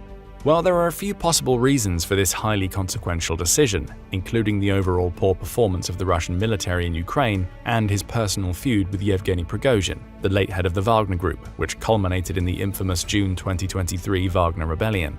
However, the primary reason why Shoigu had to go was his reported involvement in embezzlement schemes. As The Diplomat, an international online magazine covering politics in the Indo-Pacific region, puts it, the present-day weakness also shows what happens when you let one person, Sergei Shoigu, steal most of the defense budget. So if the one person whose job it is to ensure military readiness and capability only cares about lining his own pockets, how strong can that military truly be? The answer is painfully clear: not strong at all. Shoigu's departure isn't just a change in leadership, it's an indictment of a system riddled with corruption and incompetence, a system that has failed its soldiers and its nation. Another aspect that has failed the Russian military, leaving it vulnerable and exposed, is the state-run defense industry, aka the sixth reason why Russia's military is weaker than initially thought. This industry, once a symbol of Soviet power, has now become a relic of inefficiency and outdated technology. Plagued by mismanagement and corruption, it can no longer produce the advanced weaponry and equipment necessary to sustain a modern military force. Instead of innovation, there's stagnation. Instead of strength, there's vulnerability. This decrepit system has failed to keep pace with global advancements, leaving Russia's military exposed and underprepared for the challenges of contemporary warfare. Sure, Putin has recently ramped up the defense industry significantly, producing numerous artillery rounds, missiles, and drones, but the damage has already been done. The years of neglect and corruption can't be undone overnight. The new production may bolster numbers, but it can't mask the underlying weakness. However, even this so-called new production isn't always exactly new. What do we mean by that? Well, there's simply not enough time to produce new weapons at the rate Russia wants and, let's face it, needs. So the industry has resorted to dipping into its Soviet-era stocks and cannibalizing old equipment to keep up appearances. This is also the seventh and last crack in Russia's facade of strength, which has crumbled under scrutiny. In a way, the final reason why Russia's military is weaker than you think is the same as the first reason we mentioned. Sure, Russia might have exorbitant numbers of troops on paper, but these troops are poorly trained, inadequately equipped, and lacking in morale, a stark contrast to the elite units once boasted of by the Kremlin. Similarly, Russia might brag about high production figures, such as the reported 2,100 tanks manufactured in 2023, ranging from T-55 to T-62 to the latest T-90. But how many of these tanks have been taken out of storage, minimally refurbished, and sent to get destroyed on the battlefield? Quite a few, according to the Swedish Defense Research Agency. The same agency estimated that Russia produced only 520 new tanks in 2023, including 62 T-90M Proyevs, 62 T-90 T-90As, 80 T-80 BVMs, 140 T-72 B3s, and 140 T-72 B3Ms. So Russia might still have ungodly quantities of weapons and equipment, but these are subpar at best, bound to fail in modern combat. To make matters worse for Russia, these stocks can't last forever. In fact, they will only last to mid-2025, according to recent projections by a Ukrainian intelligence and analytical platform with a name that roughly translates to the military fortune teller. Naturally, the vehicles from these stocks, built during the Soviet Union's industrial heyday, can't be replaced with new production, which signifies more than just a logistical challenge. It represents a fundamental crisis in Russia's defense capability. For this reason, many experts believe that the Russian military is running out of time in Ukraine. The only thing it can do is turn to foreign imports from North Korea, Iran, and China, as it's already done during the invasion, eroding Russia's self-sufficiency and sovereignty in matters of national security. And a military that isn't self-sufficient is anything but strong. There you have it, the 7 aspects of Russian military power in Ukraine, where claims are one thing but reality is quite another. These 7 aspects reveal a military stretched thin, reliant on outdated equipment and foreign imports, plagued by corruption and incompetence, and struggling to maintain morale and readiness among its ranks. What if we told you that the current state of the Russian military was only partially to do with Ukraine? The truth is that the Russian military was always bound to fail, thanks to deep-seated weaknesses that long predate the invasion we've already mentioned. Coincidentally, these weaknesses also span 7 critical categories. So let's go through another list of reasons that made the Russian military weak in the first place. Many of them have directly caused the 7 cracks we discussed in this video. The first among them is the stubborn unwillingness to decentralize decision-making authority, symptomatic for over 5 centuries of Russian autocracy. As a result of the centralized decision-making, the Russian military has often been slow to adapt to changing circumstances and respond to dynamic threats and opportunities. It's also why Russia lacks an effective non-commissioned officer (NCO) corps, critical for effective battlefield management. Without a robust NCO corps, which serves as the backbone of many modern military forces, Russia struggles to delegate authority and responsibility effectively across its ranks, resulting in inefficiencies, poor coordination, and a lack of initiative among its personnel. But why does Russia cling to centralized decision-making if it does its military more harm than good? It's simple really, it's all the country has ever known. In Russia's long history, the power has always been concentrated in the hands of a single ruler, immune to external checks or popular control. This autocratic tradition has also shaped the country's military culture, which became focused on rigid adherence to orders rather than open communication and individual rights. In other words, the Russian military system has to be compatible with autocracy to avoid undermining it. That's why the Russian military has never properly trained NCOs to serve to mentor officers and teach the enlisted soldiers or empower them in any way. Since their role was virtually non-existent, the number of Russian NCOs throughout history has also been negligible. For instance, at the beginning of the 20th century, the Imperial Russian Army only had about 2 senior NCOs per company among its 12,000 long-service soldiers. For comparison's sake, the German companies of the same era had 12. So Russian companies couldn't execute any sophisticated maneuvers that required extensive coordination. It was all about sending soldiers forward en masse, regardless of how vulnerable they were. Sounds familiar, doesn't it? Another deep-rooted weakness in the Russian military that's alive and well today is the lack of accurate information within the military ranks. Famously, Putin chose to storm Ukraine based on inaccurate intelligence, which guaranteed Kyiv would crumble in a matter of days. Unfortunately, we all know the horrific consequences of this miscalculation. Again, the inability to foster honest communication within the military and the government stems from a deeply entrenched autocratic tradition where centralized control is paramount to maintaining political power. The Kremlin relies on propaganda and coercion to suppress dissent and ensure conformity, perpetuating a culture where truthful communication is discouraged and dissenting voices are silenced or punished. Such an environment can only stifle accurate intelligence gathering and analysis, exemplified by the flawed intelligence that influenced Russia's decision to invade Ukraine. In addition, this historical precedent of conforming intelligence to fit Kremlin narratives has reached virtually every aspect of the war in Ukraine, perpetuating a cycle where information is manipulated or suppressed to maintain the ruling regime's perception of reality. That's probably why Putin and his lapdogs still believe Russia is the second strongest military in the world. It's also why these same people managed to severely underestimate Ukrainian resistance and Western resolve, which ultimately all but destroyed the country's military. Unsurprisingly, this is another part of its military heritage, the third we'll discuss: Russia's imperialist ideology.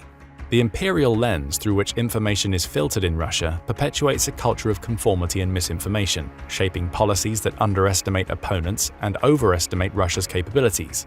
Throw selective historical interpretations and dismissal of alternative narratives into the mix, and it becomes clear how Putin has been living in his own little bubble for so long. It also becomes clear why he sent his troops into Ukraine, believing that there would be no opposition waiting for them. After all, Ukraine is Russian, and Ukrainians are Russians, right? Not even close. But what is undoubtedly Russian is the reliance on brutality to maintain control. The fourth deep-seated reason the Russian military is weaker than you think.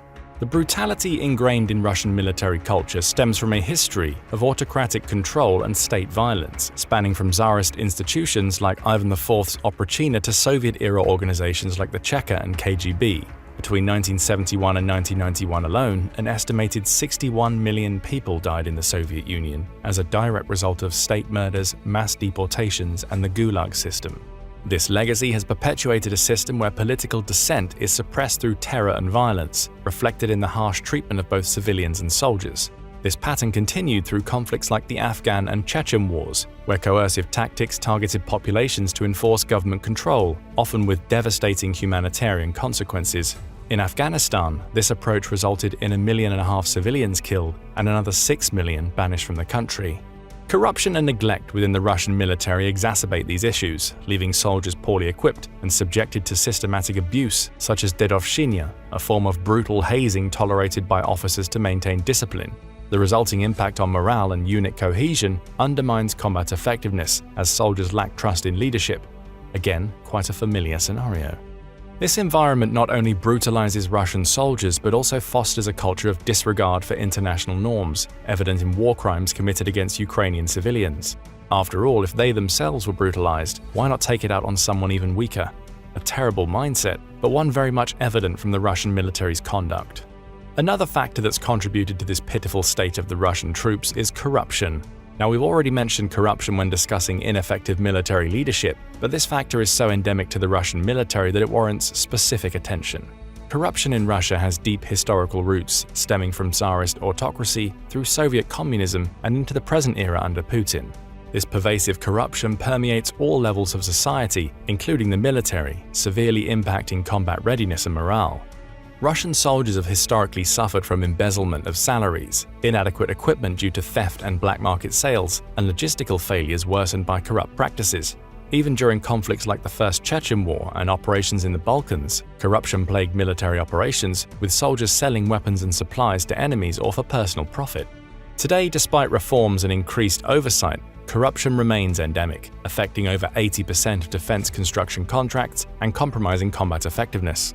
That's why Russia is ranked 141st out of 180 countries on the Transparency International's Corruption Perceptions Index, down 4 spots since 2022 despite the supposed reforms. For comparison's sake, the US ranks 24th on the list, which is the same spot it held in 2022. A list where Russia undoubtedly ranks better is the list of countries by nominal GDP, where it ranks among the top 15 in the world.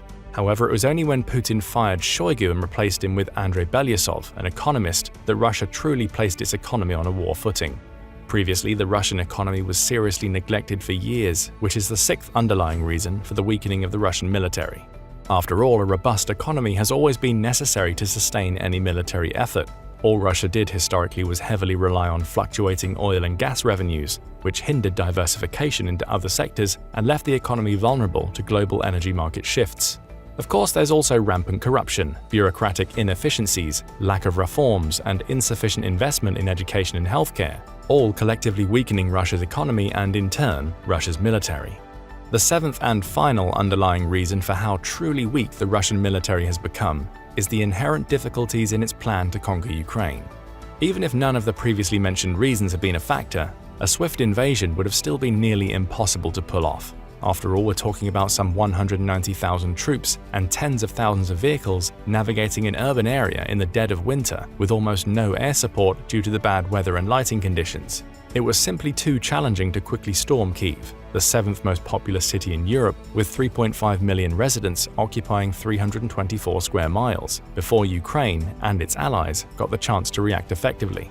Of course, as we now know, this reaction was also one of the triggers of the downfall of the Russian military, which is practically fighting itself at this point. However, even with all these weaknesses, military experts aren't quick to write off the Russian military for a few reasons. One, Russia has demonstrated an outright shocking ability to adapt and innovate in response to challenges. Two, Russia's weaknesses are far from the only factor necessary for Ukraine to prevail. And three, a weak Russia is still very much dangerous globally, perhaps even more, as a wounded animal is known to be unpredictable and violent. But what do you think? Is this the beginning of the end for the Russian military, or is it merely a temporary setback? And if Ukraine is to capitalize on all these weaknesses, how should it go about it? In June 2024, Putin visited Pyongyang for the first time in 24 years. He and Kim Jong-un exchanged gifts, including limousines and, naturally, artwork depicting Putin. The two countries signed a new strategic partnership that included a mutual defense agreement. But amidst the pomp, Putin was coming cap in hand, as he's likely set to make vital economic and technological concessions to the North Koreans he didn't have as much regard for in the past. These events would not have come to fruition if Putin's military were doing better in Ukraine. A little over 2 years ago, this would have been unthinkable. Why did the world's supposedly second most capable military get desperate enough to the point that Russia is now throwing itself into the arms of North Korea? Like many around the world, Putin believed in his military's own hype. He believed Ukraine would fall within days and the rest of the world would just have to deal with it. Instead, he has found himself in an environment that resembles World War I, where making incremental gains at high cost over multiple years is seen as a success. The Russian military has paid dearly in Ukraine. As of June 2024, it's lost over 3,100 tanks, 1,400 armored fighting vehicles, 457 armored personnel carriers, 280 command posts and communication stations, 376 towed artillery pieces, 383 MLRS units, 137 helicopters, 118 aircraft, and 26 ships and submarines, among others. These figures are from Oryx and are considered an undercount because they are only the visually confirmed losses. The latest casualty figures are even grimmer. British sources estimate that 450,000 Russians have become casualties in Ukraine, with more than 50,000 deaths. French sources believe the Russians have suffered 150,000 killed. Ukraine estimates that Russia has suffered 550,000 casualties. According to a collaboration between the BBC and Mediazona, an independent Russian source, the Wagner Group suffered 20,000 deaths in the Battle of Bakhmut. 88% of the deaths were the convict soldiers Russia had been forced into recruiting when the regular army suffered dramatic reversals in the second half of 2022. Maybe it shouldn't be surprising that Putin has had recruiting troubles of late. Russia needs new men to continue its current offensive. So far, Putin has avoided issuing another mobilization order. He doesn't want to draft people from Russia's European heartland, because this would expose the country's more influential cohorts to the cost of the war. But the supply of manpower might be running a little short in Siberia. The solution? According to Ukrainian and British intelligence sources, Putin is enlisting mercenaries from Africa to meet his manpower needs. He's reportedly offering a $2,000 sign-up bonus, a $2,200 monthly salary, and the promise of a Russian passport. Recruitment efforts are mainly focusing on men from Rwanda, Burundi, Congo, and Uganda. These countries are poor, and the money the Russians are promising is an enticement to the people there, as it's much more than they can normally be expected to earn. However, any men that come over aren't expected to live long enough to enjoy it, so maybe the Kremlin thinks no harm, no foul. Russia has also suffered ammunition shortages. At one point in the war, Russian gunners were firing 60,000 artillery shells per day, but this quickly depleted their country's stockpile. By late 2023, Russia could fire only 10,000 shells a day, which was roughly equal to Ukraine before its shell hunger set in. The Kremlin estimated that in late 2023, it would need to produce 3 million shells per year to win the war, or about 15,000 per day. At the beginning of this year, that was 5,000 more shells than Russia was firing in Ukraine every day, and 9,000 more than its industry could produce per day. In other words, Russia has gone to North Korea for assistance in this area, not because it wanted to, but because it needed to. Why did the Russian military get into such a quagmire? Why couldn't it get the job done quickly against a force that it outnumbered and outgunned? The answer is that a military requires a lot of things to work in harmony behind the scenes in order to function effectively, and the Russian armed forces lacked much of it. Putin believing his military's own hype is the biggest reason why Russia got into this position. Intelligence failures have abounded in Ukraine from before the war to the present, which is ironic because Putin himself is a KGB man. The Federal Security Bureau, or FSB, which is responsible for internal security and also specializes in espionage in former Soviet states, failed to anticipate the resistance Russia would get in Ukraine, even as its unit for Ukrainian affairs swelled in size, and even as contradictory information came in before the invasion. For example, the FSB took polls of the population and found that large segments were prepared to resist an invasion. However, the spooks either ignored this or failed to absorb the information, so the Kremlin kept getting favorable reports. The idea that the Ukrainian population would greet the Russians as liberators came from the FSB, which was good enough for them, perhaps, because it was exactly what Putin wanted to hear. However, this miscalculation was far from the FSB's only failure. The idea that Russian paratroopers could create an air corridor by seizing airports and flying reinforcements also originated with the FSB. In fact, Ukrainian intelligence detected joint planning between the FSB and Russia's paratroopers, a level of interaction that was unusual. FSB agents were also spotted at Hostomel Airport shortly before the invasion. However, this intelligence also proved inadequate. Ukrainian resistance prevented Hostomel from falling. The FSB not only underestimated Ukraine's capacity to resist and overestimated how well Russian paratroopers could defend the airport in the time heavier reinforcements were supposed to arrive, it also underestimated Ukraine's air defenses. None of Russia's air corridors were established. What makes things even worse for the FSB is that Ukraine's security services were supposed to have been heavily infiltrated by Russian spies. However, Ukraine in fact went on a dedicated reordering of its intelligence services, notably of the SBU, its main internal security division, with the help of Western agencies like the CIA and MI6. The purge was so extensive that Zelensky even removed the leader of the SBU, Ivan Bakanov, from his post in July 2022, despite his being a childhood friend. The more capable SBU has proven more than a match for Russia's spies. Putin's weak military doctrine is also to blame for many of the failures.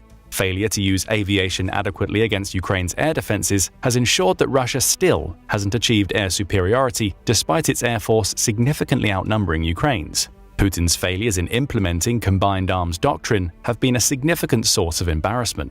Without proper infantry and air support, Russian tanks were sitting ducks for ambushes, an outright disaster. This isn't the first time that Russia has faced such issues. During the Chechen wars of the 1990s and early 2000s, similar mistakes were made, but no lessons were learned.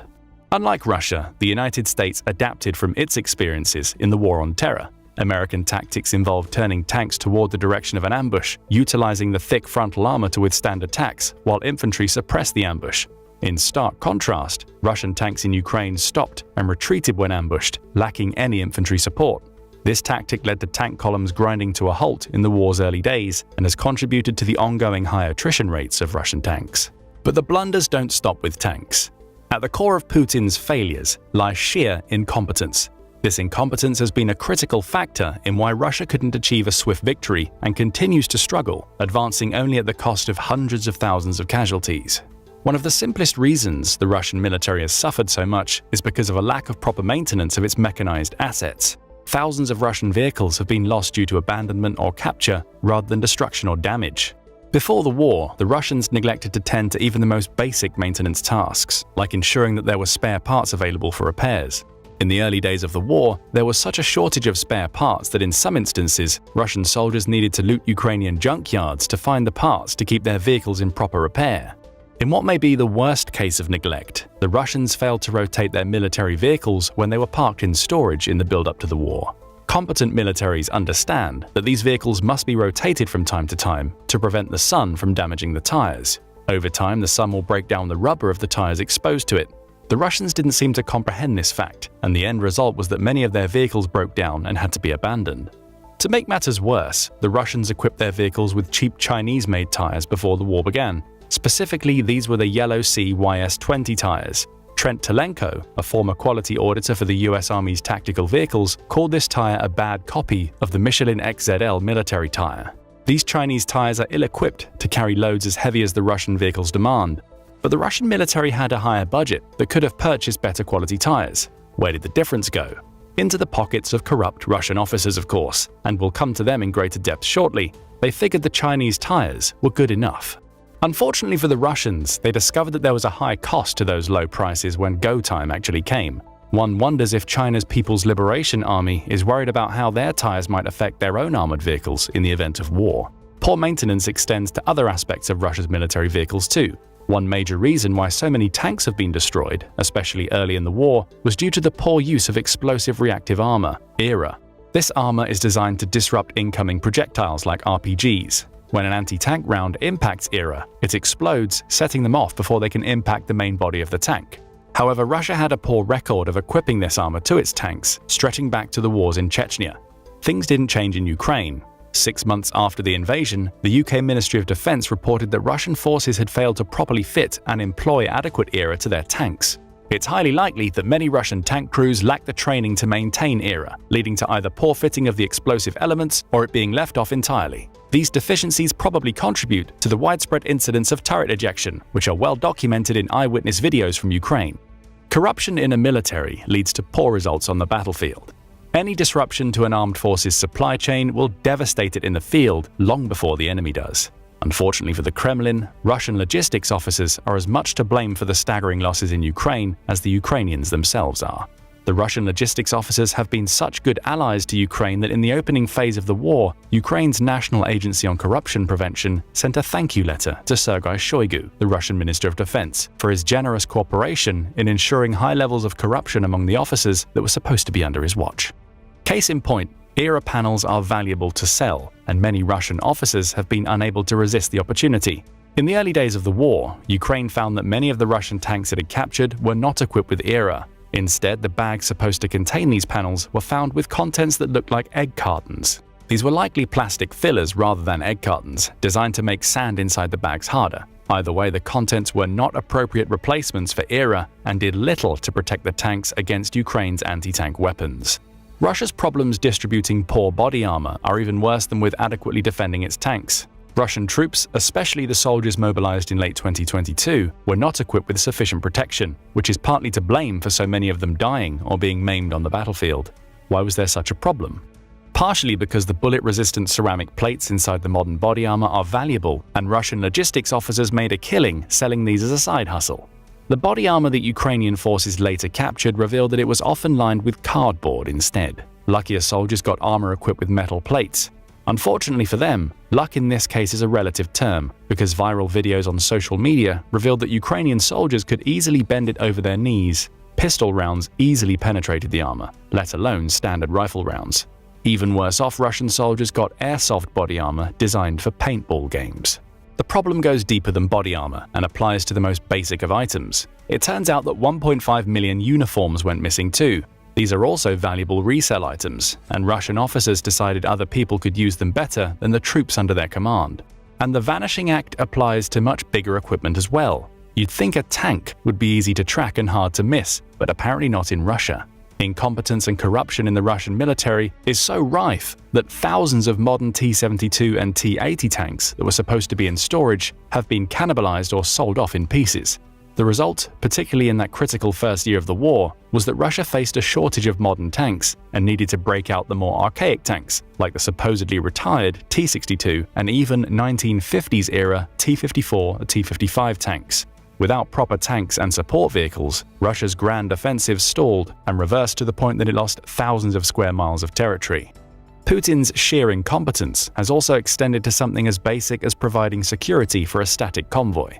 Air defense systems were knocked out by Ukrainian airstrikes because the Russian soldiers nearby neglected to turn on their radars. It didn't help that Russian convoys were parked for so long because they lacked fuel. How does one of the world's leading energy-producing countries run out of fuel? The answer is that Russia simply lacked the number of trucks it needed to supply the convoys in Ukraine during the early days of the war, when the Russian military's effectiveness should have been at its height. The Russian military has instead relied, and still relies, heavily on its supporting rail network.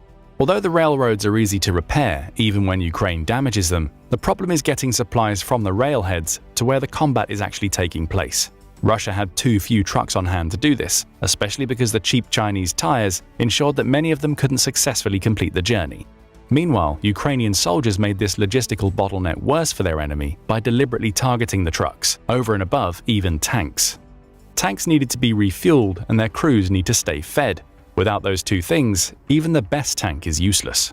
The Russian military also simply has chain of command issues. It's much more hierarchical than the US military. Instead of training junior officers to take the initiative with the support of a professional cadre of non-commissioned officers, the Russian military is top-heavy, relying on senior officers to make tactical decisions.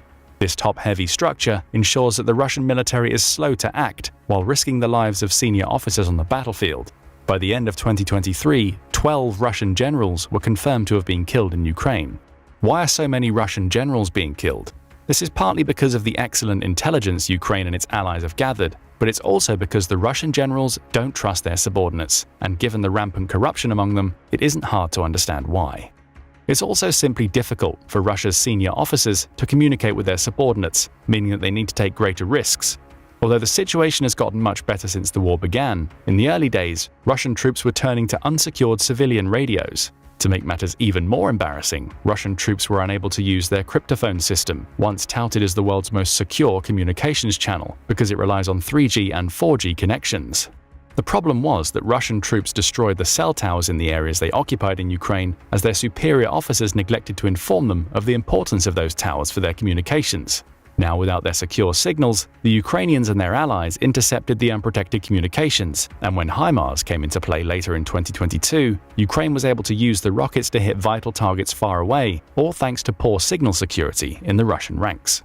And even though Russia has been gaining ground this year, the cost of all these failures, even if they aren't as bad as before, are ballooning. Between January and April 2024, Russia sustained an estimated 82,870 casualties.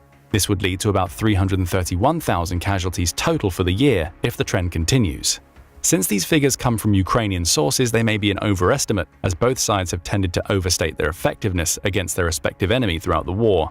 However, even accounting for normal fluctuations, this pace would be far more than enough to kill or maim the 100,000 troops that the Lithuanian Ministry of Defense estimates will be needed to ensure a Ukrainian victory in the war of attrition sometime in 2025. It turns out that those cheap tires, poor maintenance, bad tactics, command incompetence, and the rampant corruption in the Russian ranks were critical components leading to the stalled convoys of the early days of the war. If Russia had taken better care of its vehicles and troops, its early offensives toward Kyiv and elsewhere might have met with more success, at a time when Ukraine was far less well-armed than it is now. Instead, Russia's incompetence and corruption guaranteed that it could not win the war at the time best suited for a decisive moment. Russia was instead forced to fight a costly war of attrition that saw it isolated from most of the world. And although some things have gotten better through the harsh lessons of the battlefield, the Russian military is still unwieldy and incompetent, relying on sheer mass for success. Now, to prevent a loss in the war of attrition, Russia has made itself more dependent on China, Iran, and even North Korea. Amidst the celebrations in Pyongyang, Putin might be thinking in the back of his mind, how did it come to this? If so, he should have started by looking in the mirror. What other reasons can you think of as to why it's come to this? What else is wrong with Russia's military? We have assessed over the course of the last couple of months that Russia has almost completely reconstituted militarily. Those are the words delivered by the US Deputy Secretary of State Kurt Campbell during a Center for a New American Security event in April 2024. During the event, Campbell claimed that China had played a large role in helping Russia to circumvent the military and economic setbacks it had experienced since it began its special military operation in Ukraine. An anonymous official backs Campbell's claims, saying that China has helped Russia to rebuild the industrial base of its defense sector, essentially filling the gap left by Russia losing its European trade partners in the process. More pressure is being placed on Ukraine. That's demonstrated by the fact that Kyiv lowered the draft age for young males from 27 to 25 in April 2024, showing that Ukraine is trying to shore up the many losses it's experienced on the front line. If all of this is true, then Russia's army must be in a strong position. It's reconstituted, meaning it's back to the power it had when it first launched the invasion, and it's ready to build more munitions to keep its war in Ukraine going for as long as needed. But there's a problem. Campbell's voice is one of the very few making this claim. He's contradicted not only the Pentagon and its assessments, but those of many of America's European NATO allies, all of whom are saying the same thing. Russia's army is weakening by the month and may even be on the verge of collapse. So which viewpoint is right? Has Russia rebuilt its army's strength, or is it being forced to watch as that army is slowly destroyed by Vladimir Putin's special military operation? To answer that question, we need to examine the evidence that Russia's army is on the brink of collapse, starting with the manpower issue. For basic statistics, we can turn to global firepower, or GFP. Each year, GFP analyzes 145 military nations using over 60 data points to determine each country's strength. From there, it creates what it calls a power index score, with the perfect military being one that achieves a score of 0.0000. Russia isn't far away from that score, notching a 0.0702 power index in 2024, placing it as the second most powerful military nation in the world. Manpower is one of the factors that GFP considers when creating its ratings. Russia seems to be in a good position on that front. As of July 2024, GFP says it has a population of about 141.6 million people, over 69 million of whom are considered available manpower. Of that 69 million people, 46.4 million are fit for service, with a further 1.275 million people reaching military age annually. As for the current military, Russia has 1.32 million active personnel, placing it fifth in the world, along with 2 million reservists. Add paramilitary forces such as the various mercenary groups that have been involved in the Ukraine war, and you can add another 250,000 people to Russia's ranks. All looks well on the surface. Russia's military has millions of active and reserve personnel, with Putin also having the option to train millions more. So if that's the case, how could Russia possibly have manpower issues in its army? The answer starts with the losses Russia has suffered so far in Ukraine. Estimates vary depending on the source used. For instance, the BBC provided a conservative estimate of around 50,000 soldiers confirmed dead as of April 2024. The confirmed dead caveat is important here, as many other sources report the volume of Russian losses to be much higher when accounting for unconfirmed dead, abandonment and injuries that take soldiers out of commission. One of the sources is Ukraine's Ministry of Finance, or Minfin, which maintains a running tracker of Russia's military losses since the beginning of the war. Its numbers are far more worrying for Putin. Minfin claims that Russia has lost about 550,000 people between the war's beginning and June 30, 2024. There are also major equipment losses to consider during this period. Over 8,000 tanks, 15,000 armored vehicles, and 14,800 artillery systems have fallen to Ukraine's defenses, painting a picture in which Russia is losing men and weapons constantly. Of course, it's important to note that there may be an element of bias in Minfin's figures. After all, it's a Ukrainian government agency with a vested interest in making Russia look as weak as possible. Russia's real losses may lie somewhere in the middle of BBC and Minfin's figures. But even if that's the case, the numbers showcase a severe problem for Putin. Though he's demonstrated a willingness to throw soldiers at what the BBC dubs a meat grinder of a war, the loss of so many has a detrimental effect on Russia's army. After all, among those potentially hundreds of thousands who are dead or injured will be many of Russia's combat veterans. As they exit the war, Russia may be forced to enlist more and more people who have limited experience that are essentially sent to the front lines to die, only to be replaced by even more inexperienced troops. Keep that point in mind. Still, we've already established that Russia appears to have plenty of available manpower. Even with such extensive losses, Putin's approach of simply throwing people at Ukraine until it runs out of ammunition could work. The problem is that the Kremlin wants to avoid a draft. That's according to Bloomberg, which notes that Russia is turning to hiring contract soldiers to bolster its army because Putin believes that enacting another draft will result in a mass exodus of people from the country. After all, that's what Russia experienced in 2022 when Russia drafted 300,000 soldiers in the fall of that year.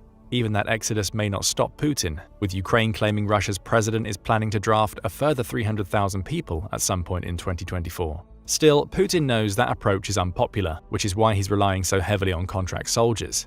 So heavily, in fact, that Russia is trying to get Ukrainians to sign contracts to fight their own country.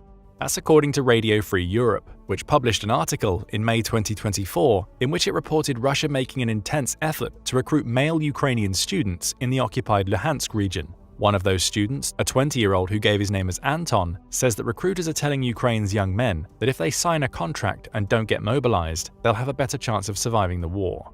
Russia hasn't been shy about its desire to rely on contract soldiers. The country's former defense minister Sergei Shoigu claimed in December 2023 that Russia had a target of having 745,000 contract personnel in its army by the end of 2024, with those numbers potentially being bolstered by another round of conscription to keep the number of active personnel somewhat consistent with the 1.32 million GFP claims Russia has. Perhaps these efforts are the reason why Secretary of State Kurt Campbell believes Russia is reconstituting its army. Again, that doesn't seem like Russia has a manpower issue, at least until you look into the nature of its contracting efforts. Riddle Russia digs deeper into the issue. The website, which was founded on the back of Winston Churchill's famous quote that Russia is a riddle wrapped in a mystery inside an enigma, is dedicated to trying to decode the country's complex and often secretive nature. It does so by bringing together a community of experts who attempt to analyze the information that comes out of Russia fairly and without bias. Its commentary on Russia's contracted soldier situation is extremely interesting. Riddle says that Russia announced plans in December 2022 to have at least 1.5 million people in its active armed forces by the end of 2026, with 695,000 of those being contracted soldiers. Since then, the plans have been revised multiple times, with the number of projected contracted soldiers dropping to 521,000 in 2023 before rising again to the 745,000 figure Shoigu claimed in December 2023. Through an analysis of contract data, Riddle found that contracting has been accelerating for at least a year. It says that the period between January and May 2023 saw Russia sign approximately 6,000 contracts per week with soldiers. That number jumped up to between 10,000 and 17,000 per week from May 2023 until the end of the year. The only explanation for this increase, Riddle claims, is that there's a clear bureaucratic campaign to achieve the targeted number no matter the cost to Russia. Why does all of this matter? There are two reasons.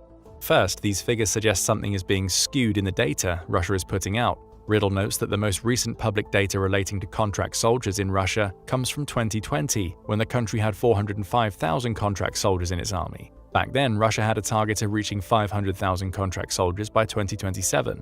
It somehow managed to exceed that target now it's at war, at least according to official data, which doesn't quite add up. How has Russia managed to get more contract soldiers at a time when those soldiers know they're going to be sent into Ukraine to likely die than it managed to get when Russia was at peace and those soldiers had fewer issues preventing them from signing contracts? The second reason all of this matters offers an answer. Riddle notes that not only did Russia experience heavy losses during the first 6 months of the war, which were partially responsible for the mobilization that saw 300,000 people being drafted, but it also saw many soldiers' contracts come to an end. Those out-of-contract soldiers were likely kept on the front lines, having been swept up in Russia's mobilization efforts. That creates uncertainty in Russia's contracting numbers. Did those out-of-contract soldiers have their contracts extended indefinitely, or were they bumped down onto mobilized servicemen roles?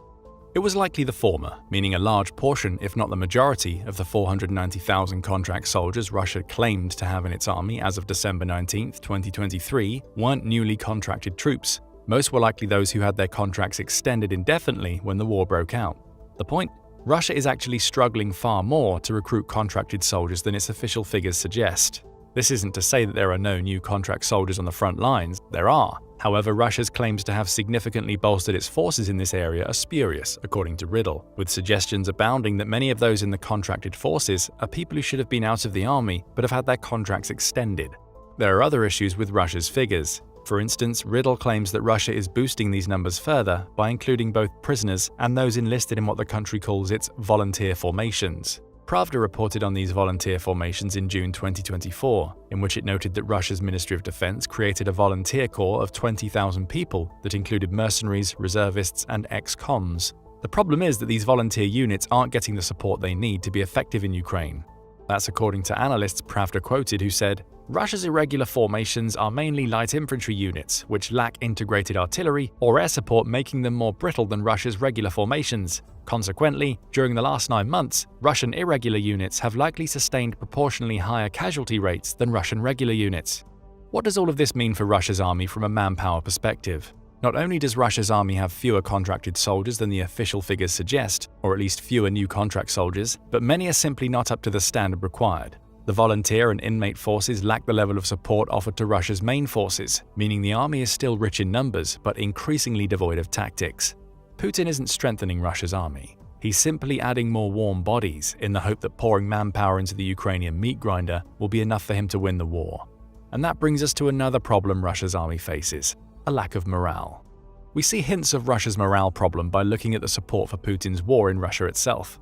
The general opinion formed by many in the West is that most Russians support the Ukraine war. A February 2024 report in the Kyiv Independent seems to back up this claim. It says that a poll found that 70% of Russians support the war versus just 16% who oppose it. Those types of figures have been mostly consistent since February 2022. A similar poll reported on by the Atlantic Council put the figure at 73% in November 2023. But digging into that poll demonstrates hints that the Russian appetite for the war is actually waning. For instance, when quizzed on whether they offered unquestioning backing for the war or simply supported it more than opposed it, 53% of Russians chose the latter option. That's a marked increase on the 39% who claimed they supported the war more than opposed it, ahead of fervently supporting the war in March 2022. A polling company named WCIOM offers even more insight. Its director, Valery Fedorov, said in September 2023 that their polling shows that only between 10% and 15% of Russia's population enthusiastically support Putin's special military operation. Fedorov commented, "The majority of Russians do not want to seize Kyiv or Odessa. If it was up to them whether to start the special military operation, they probably would not have done it." Add to this similar polls showing that between 50 and 60% of Russians reject the idea of a second wave of mobilization that would lead to hundreds of thousands of more people being conscripted, and a picture starts to emerge. Many Russians do not want this war. The distaste for conscription is one of the reasons why Putin is focusing so much on contract soldiers to supplement his army. But even taking that out of the equation, it's clear that the fervent support for the war that appeared present in its beginning is waning. Why does this matter? If Putin does use a second wave of conscription to bolster the Russian army's ranks, he's going to be pulling recruits from a pool of people who increasingly don't want to be part of his special military operation. And that just means we'll start hearing more stories about Russian soldiers deserting their posts. In May 2024, the Defense Post reported that Ukraine's Military Intelligence Agency, or HUR, believes that around 18,000 Russian soldiers stationed in the southern military district have now deserted their posts. HUR claims that 12,000 of these soldiers come from Russia's 8th Combined Arms Army, with a further 2,500 deserting the 58th Combined Arms Army. Tellingly, around 50% of the deserters are believed to be conscripted soldiers, again highlighting a lack of appetite for Putin's war in Russia, with around 2,000 being contract soldiers. Other sources suggest desertions are rising as well. A February 2024 article published in Novaya Gazeta recounts statistics from a non-profit organization called Get Lost, which helps Russian soldiers escape conscription into the Ukraine war. Get Lost claims that desertions have increased tenfold in a year, noting that 28 soldiers contacted the group in January 2023, with that number being 284 in January 2024. All told, Get Lost says it's helped 2,000 Russians escape the army, with many more likely to follow. All of this is despite Russia having a severe 10-year prison penalty for desertion. Add the hundreds of thousands of Russians who have emigrated since the war began. The Economist placed the figure at between 817,000 and 922,000 people in August 2023, and it's becoming clearer that Putin has a manpower problem. Fewer and fewer Russians actually want to be part of the army, with those who have been conscripted being more likely to abandon their posts, while others simply get out of Russia before conscription can become a problem for them. Why might this signal the collapse of the Russian army in 2024? On the obvious level, a lack of appetite for war means that Russia has a harder time recruiting soldiers, which will inevitably lead to it relying on conscription again. Most Russians don't want that, and as the desertions from the southern military district showcase, thousands of conscripts are abandoning their posts. That raises another problem for Russia's army in that it will increasingly struggle to coordinate attacks against Ukrainian positions because it won't be able to rely on its units being as strong as they're supposed to be due to so many soldiers running away. The manpower problem is becoming so extensive that Russia is finding itself going to its allies for help. In a June 2024 article covering Putin's journey to North Korea to meet with President Kim Jong-un, The Standard, a UK-based newspaper, suggests that Putin is running into a manpower problem for which he will require North Korea's help. The problem is that Putin is struggling to fill support and security positions back home. Many who would have been in those positions are now on the Ukrainian front lines. Russia faces threats from Islamic extremists back home, with the most recent of those being a terrorist attack in the southern Republic of Dagestan that left 20 police officers and a priest dead. The Standard suggests that part of Putin's deal with Kim will see Russia fly in thousands of North Koreans to fill supporting roles, be it in security positions in Russia or in roles that enable Putin to pull more Russians into his army. That's a problem, both for Russia and its army. Again, the army is likely to see an influx of conscripts who don't want to be in Ukraine if this report is true. As for Russia itself, it would give North Korea more influence in its affairs, with Putin's willingness to enable that influence suggesting a leader who's in a desperate state. There's another problem all of these manpower issues cause for Russia's army. The standard of its troops varies widely from unit to unit. This problem was revealed as early as July 2022, with the Moscow Times reporting on a soldier who used the pseudonym Ivan when speaking about the training he'd received before the war. He was only given 5 days to learn how to be a soldier following his conscription, after which he was thrown out to the front lines. Speaking to the outlet, he claimed, "There was a soldier in our company who didn't know how a machine gun works. So I taught the guy how to disassemble and assemble a machine gun. I wouldn't want to be next to him in a battle. How can you fight like that?" How indeed. The report goes on to claim that offering minimal training to recruits appears to be the standard in the Russian army, suggesting that Russia's previous training standards aren't being observed now that it's at war. The British Defense Ministry backed these claims in May 2023, stating that many of Russia's ground forces in Ukraine were poorly trained mobilized reservists, being forced to rely on old Soviet-era equipment when fighting. The outcome of this approach, claims the ministry, is that though Russia's combined group of forces numbers around 200,000 people, it's becoming increasingly incapable of conducting effective military operations around the front lines. Instead, we again see the strategy Putin is increasingly relied upon as Russia gets deeper into the war, throwing as many people as possible at Ukraine in the hope of overwhelming its forces. This approach was highlighted in the fighting for the Ukrainian fortress town of Avdiivka in February 2024. Though Russia eventually took the location, Ukrainian soldiers reported that there was an enormous variance in the quality of soldiers they encountered during the fighting. One Ukrainian who spoke to the Washington Post suggested that about a quarter of the Russian soldiers involved in the offensive seemed just confused about what they were supposed to be doing. There were some with little more than uniforms and basic rifles, while others had more advanced equipment, the soldier noted. Do you remember earlier in the video that we said to keep in mind Russia's veterans slowly being cycled out of the army as they're killed or their contract ends? This is the reason why. Losing so many thousands of its veterans in the war has forced the Russian army to increasingly rely on poorly trained conscripts and contracted soldiers who have no idea what they're doing on the battlefield. Not only is this approach having a clear impact in Ukraine, Russia's army is losing far more people than it should because of inconsistency and incoordination, but it will cause issues in the future. Should Russia win, it'll be left with an army that's essentially a mishmash of poorly trained conscripts, volunteers, and whatever few veterans remain. Next up, an issue we've touched on when mentioning the British Ministry of Defence's commentary on antiquated Russian equipment. Russia is struggling to keep its army stocked in 2024. Alexei Danilov made this clear in 2023 when speaking about Russia's weapons stockpiles. The Secretary of the National Security and Defense Council of Ukraine, Danilov, said, "Russia is running out of prepared stockpiles of weapons. Missiles and military equipment have been accumulating for decades. The calculations called for blitzkrieg, not blitzutilization." In other words, the war was meant to be won quickly. When it wasn't, Russia's army was forced to drain its modern equipment stocks to the point where it's increasingly enforced to rely upon older and older equipment to maintain its offensives. The Moscow Times all but confirmed this situation around the same time that Danilov made his comments, with a report claiming that it had stopped a previously scheduled disposal of Soviet-era weapons due to the situation. Between 2014 and 2022, Russia spent around $100 million on contracts for the disposal of these old weapons. Those contracts stopped in January 2022, no more having been signed as Russia pulls its mothballed Soviet equipment from storage and sends it to the front. That creates even more problems for its army. One Russian contractor told the outlet that the old equipment being sent into Ukraine is in extremely poor condition thanks to being improperly stored.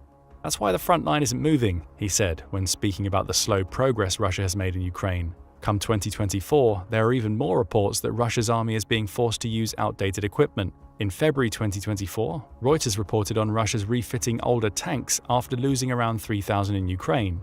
The army has been forced to focus on a quantity over quality approach, much as it has with its manpower, to maintain pressure on Ukrainian positions. Another report by the BBC, also from February 2024, quoted a Western official who says that Russia's domestic ammunition capabilities are currently insufficient for meeting the needs of the Ukrainian conflict. Sanctions are hitting hard, claims the official, who notes that Russia's struggles to secure raw materials for its production facilities are causing delays. Putin's response? build closer ties with other countries to keep the Russian army stocked. Iran has been a major supplier, at least according to several Reuters reports. In June 2023, the outlet quoted White House spokesperson John Kirby, who claimed that Russia has received hundreds of unmanned aerial vehicles, or UAVs, from Iran that it's now using to attack Ukraine. We're also concerned that Russia is working with Iran to produce Iranian UAVs from inside Russia, Kirby also claimed. That's good news in the short term for Russia's army, but it's again another insight into how Russia is struggling to keep its soldiers equipped during the war. Add a February 2024 Reuters article into the mix, in which the outlet noted that Iran has delivered around 400 ballistic missiles to Russia, and you see that reports of Russia's equipment running out are likely true. Its army is being forced to rely on weapons that Russia itself did not create.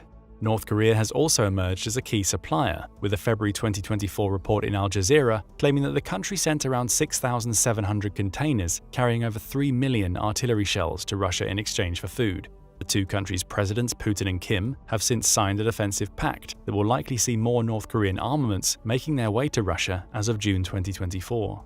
All of these trades point to a Russian army that isn't capable of keeping itself stocked. As Riddle, the resource that earlier highlighted the contracted soldier problems in Russia's army, points out, any increased production coming out of Russia is a result of actions taken before the war started. Russia is burning through its stockpiles of raw materials at a rapid pace and can't replenish them quickly thanks to sanctions. Between 2010 and 21, the production and modernization of battle tanks in the country fell from 200 per month in the 2010s to fewer than 100 in 2021, a number that Russia is still failing to increase now the war is underway. In short, Russia may still be producing weapons for its army in 2024, but its capacity to do so is diminishing with each passing month, forcing it to rely on outside aid as its material stockpiles dwindle. Russia is coming up with short-term solutions to long-term problems within its army. Perhaps that's why May 2024 saw several officials close to Putin suggest that Russia's president wants to call a ceasefire to the war along its current front lines. That ceasefire might allow Putin to negotiate for an end to the war, with Russia keeping the territory it's already captured. It's practically impossible that Ukraine would accept such terms, but the very fact that Putin is second-guessing his army's ability to take the entire country suggests that he's aware of how close his forces are to collapsing in 2024. Beyond those calls for a ceasefire, Putin has also re-established the Leningrad and Moscow military districts, both to consolidate its position in Ukraine and prepare for a possible future conflict with NATO. These districts will do little to solve the wider problems in Russia's military. To recap, diminishing manpower combined with a lack of morale means the army is far less effective today than it was when the war in Ukraine began. Russia's army is quickly running out of equipment, meaning it's forced to use inadequate Soviet-era weapons, along with accepting help from other countries, in moves that could enhance those countries' influence within Russia in the years to come. But despite those problems, Russia's army isn't going to collapse to the point where it no longer exists. It may still even win the war in Ukraine because of Putin's willingness to throw any warm body he can get his hands on at his special military operation. Instead, the collapse will come in terms of Russia's ability to mount effective military operations with an army that's full of confused recruits, old equipment, and a continually diminishing stock of capable combat veterans. But what do you think? Is Russia's army close to collapsing in 2024? Or is Putin's approach fine as long as Russia keeps slowly gaining ground in Ukraine? Tell us what you think in the comments, and thank you for watching the video. Now go and check out why Russia is on the edge of total collapse, or click this other video instead. If you queued up a generic video entitled "Epic Russian Army Fails" before February 2022, you might have expected to find humorous compilations of drunk Russian soldiers playing harmless pranks on one another, mishandling live grenades, or marching comically out of lockstep. To tell the truth, it might not have been all that different from your standard epic US Army fails compilation. But times have changed, and since Russia's 2022 full-scale invasion of Ukraine, its military has chalked up an impressive list of tactical, operational, and strategic failures which have attrited their once-feared invasion force beyond comprehension. Cataloging a comprehensive list of these failures is impossible. The YouTube compilation video would rival the length of any Greek tragedy or comedy, depending on your perspective. Still, we have tried to come up with a list of major shortcomings which have had the most significant bearing on the conflict's outcome. Here are 6 major military failures committed by Russia in the war against Ukraine since the 2022 invasion. Number 1. The failure to capitalize on the capture of Hostomel Airport.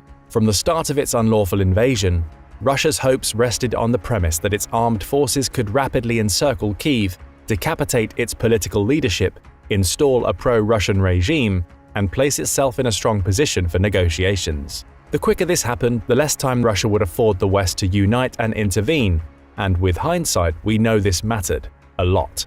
Ultimately, speed, precision, and grit were the difference between the conflict becoming Russia's version of the Gulf War or Passchendaele with drones. It's no secret that Putin's plan went spectacularly awry. The cornerstone of the invasion was, in fact, the Hostomel airport, a key military airfield and logistical hub with one of the longest runways in Eastern Europe, just 10 kilometers northwest of Kyiv.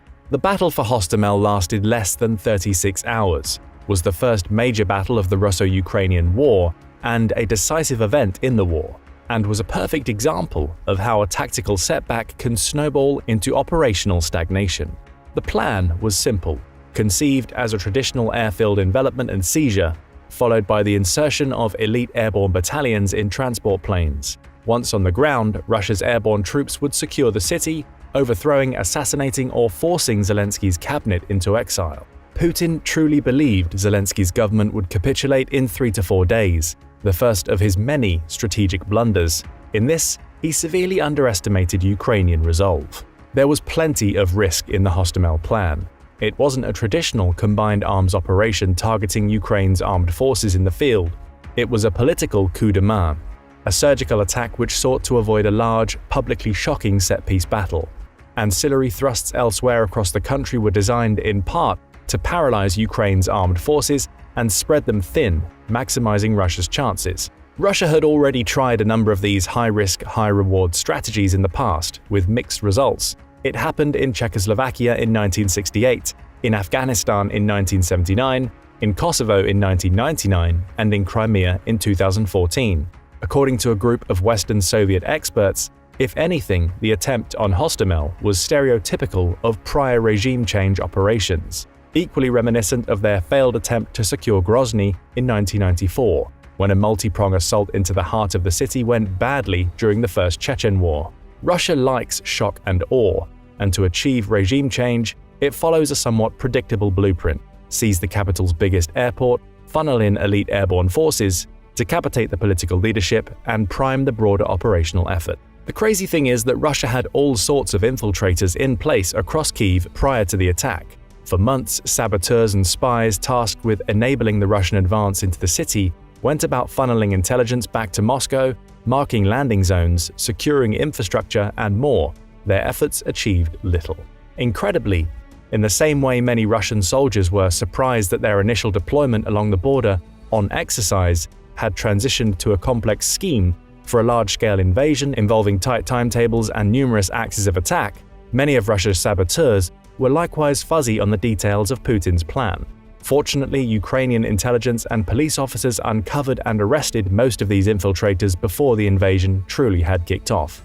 On the morning of February 24th, the assault commenced as an aerial convoy of around 34 Mi-8 HIP transport helicopters and dozens of Ka-52 Alligator and older Mi-24 attack helicopters, advanced along the infiltration corridor into Kyiv's airspace. The 200 to 300 VDV paratroopers securing the airport expected minimal resistance. They were inserted at the southern tip of the airfield, while attack helicopters raked stationary defenses to the north. Ukrainian Major Vitaly Rudenko, commander of the small garrison of National Guard forces defending the site, was apparently unaware of the approaching helicopters until he heard the chopping of the helicopters' rotor blades. His troops were ill-suited for the task, to say the least. Ukraine's 4th Rapid Reaction Brigade was a newly organized combined arms entity created along NATO standards, with infantry, tanks, artillery, and surveillance drones working in tandem. The problem for Rudenko was that his superiors had expected the weight of the attack to come in the Donbass and deployed most of the 4th Brigade heavy weapons out east. The 200 men left to defend the airfield were rear echelon forces, most of them new conscripts wielding small arms, a few older Igla manpads, and a towed AA gun. According to one expert, they were more akin to finance officers than infantry officers. Still, they did their best, with 20 of them defending the radar at the northern extreme of the airfield with the AA gun, while the rest called in reinforcements and dug in to defend the airfield from the VDV in the south. Moving large vehicles onto the tarmac to prevent fixed-wing aircraft from landing, the defenders quickly shot down a Russian Ka-52 helicopter with an Igla, which boosted their morale. They would repeat this feat 3 more times in the next 2 hours as ammunition ran low. In the end, they simply couldn't hold the airfield, conducting a controlled evacuation to the outskirts of Hostomel while massing reinforcements. The Russians had prepared 1,000 reinforcements of their own they hoped to insert earlier in the day, but the helicopter losses, Ukrainian artillery fire hitting the airfield, and inability of the Russian airborne to control the surrounding vicinity forced them to abort their plan. This was, by all measures, a pivotal moment in the then nascent fight, and to this day, nobody is certain why Russia's reinforcement plan was abandoned. Russian hopes then rested on the set of advancing mechanized columns coming in from Belarus. They had only 79 miles to reach Kyiv, but as they drove through the narrow corridor through Chernobyl and Ivankiv, they encountered resistance of their own, leaving the Russian VDV isolated at Hostomel. Ukraine's military leadership recognized the importance of the moment and ordered an immediate counterattack to retake the airfield. With a motley force of older veterans, civilian volunteers, and brand new conscripts, they organized a combined arms attack which commenced at sunset on February 24th. They were grateful to discover that the Russian airborne soldiers failed to occupy good defensive positions and found it fairly easy to dislodge them. Were Russia's vaunted elite this tactically inept? One Ukrainian soldier described engaging the minimally protected Russian forces on the airfield as being like playing a video game, just shooting and knocking them down from our positions outside the airfield. By evening's end, the Ukrainians had sent the Russians airborne into retreat. It would be recaptured the next day, but would never serve as the air bridge Russia needed. Thankfully, delays to the advancing Russian mechanized column from Belarus removed the element of surprise and gave Ukraine breathing space to mount a credible defense of Kyiv. Russia's haphazard attack on Hostomel seemed to have no alternative or viable plan B. There were plenty of weaknesses to exploit on the city's western side during the first week of that war, but Russia was bent on a direct assault from Hostomel into the city center. The failure to enact a complete encirclement of the city saw Russian units bogged down in cramped suburbs and urban environments where their advantage of mechanized mobility could be easily countered by marauding, lightly equipped squads of Ukrainian guerrillas. Consequently, the failure at Hostomel ushered in a whole host of compounding supply issues, strangled Russian lines of communication, opened up bogged-down Russian convoys to ambush, and vastly bolstered not only Ukraine's morale, but Western confidence in their ability to win. More importantly, it disavowed the notion of any inherent Russian military superiority on the basis of geopolitical reputation or economic power alone. By March 25th, the Russians had withdrawn from Kyiv. By April 1st, Hostomel was cleared, dissolving any lingering Russian hopes of winning the war quickly. Number 2. Snake Island – losing the information war. There was a lot more happening on the first day of the invasion than the seizure of Hostomel. Out on a rocky outcropping in the Black Sea known as Snake Island, a tiny garrison of 13 Ukrainian defenders were busy gaining international renown when asked by a Russian warship waiting offshore to lay down their weapons and surrender to avoid bloodshed and unnecessary victims, or else suffer immediate bombardment. In response, one of them, Roman Shrybov, issued his famous retort to the Russian missile cruiser Moskva: "Russian warship, go F yourself." The Snake Island defenders were all reported killed in action by the Ukrainian government after the audio clip of their courageous last stand went viral. But as it turned out, most of its garrison had actually lived, taken into captivity as prisoners. Released 1 month later in a prisoner exchange back in March of 2022, Shrybov was awarded a Decoration of Valor and, with his peers, immortalized as a hero of Ukraine. The struggle for Snake Island and the defenders' unabashed defiance quickly became a slogan in the country's fight for survival. Commemorated just a few weeks later on a national postage stamp, the episode epitomized the pluck, courage, and composure with which the Ukrainian armed forces conducted themselves in the war thus far. For many Westerners with ancestors who themselves fought for independence against despotic tyranny, the rallying cry struck a familiar chord. It was one of many instances where, almost immediately, Ukraine demonstrated it was intent on winning the information war against their enemy. While Russia has shown little aptitude for controlling or caring about the message it sends to the world, Ukraine has not lost ground in this domain ever since. Number 3. The inability to prevent the sinking of the Moskva. Maybe instead of targeting Snake Island, the Moskva should have picked on someone its own size. Fittingly, our next failure on the list was Russia's inability to prevent the Moskva's sinking, which was, ironically, critically damaged in an attack by Ukrainian anti-ship missiles just a few weeks after its Snake Island run-in, and sank the following day on April 14, 2022. Having received intelligence and targeting data on the Moskva's whereabouts from American intelligence agencies, the Ukrainian Navy planned a strike on the flagship vessel of the Black Sea Fleet, which had, since Soviet times, intervened in conflicts from Georgia to Syria. All it took were two R-360 Neptune anti-ship missiles to start a fire large enough to cause the ship's munitions to cook off and explode. The cruiser reportedly sank in stormy seas shortly thereafter, the largest Russian warship to be sunk in wartime since the end of World War II, and the first Russian flagship since Knyaz Suvorov in 1905 during the Russo-Japanese War.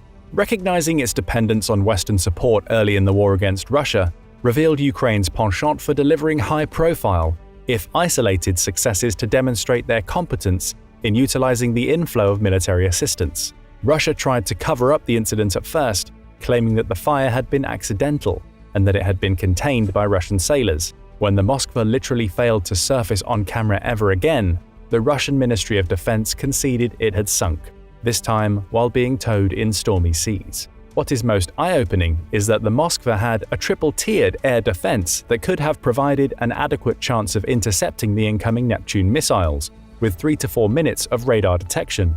In a variation on a recurring theme, it appeared that the ship's crew failed to activate these systems, including the S-300F and 9K-33 OSA surface-to-air missiles, chaff or decoys, electronic jamming, or the last-ditch AK-630 close-in weapon systems.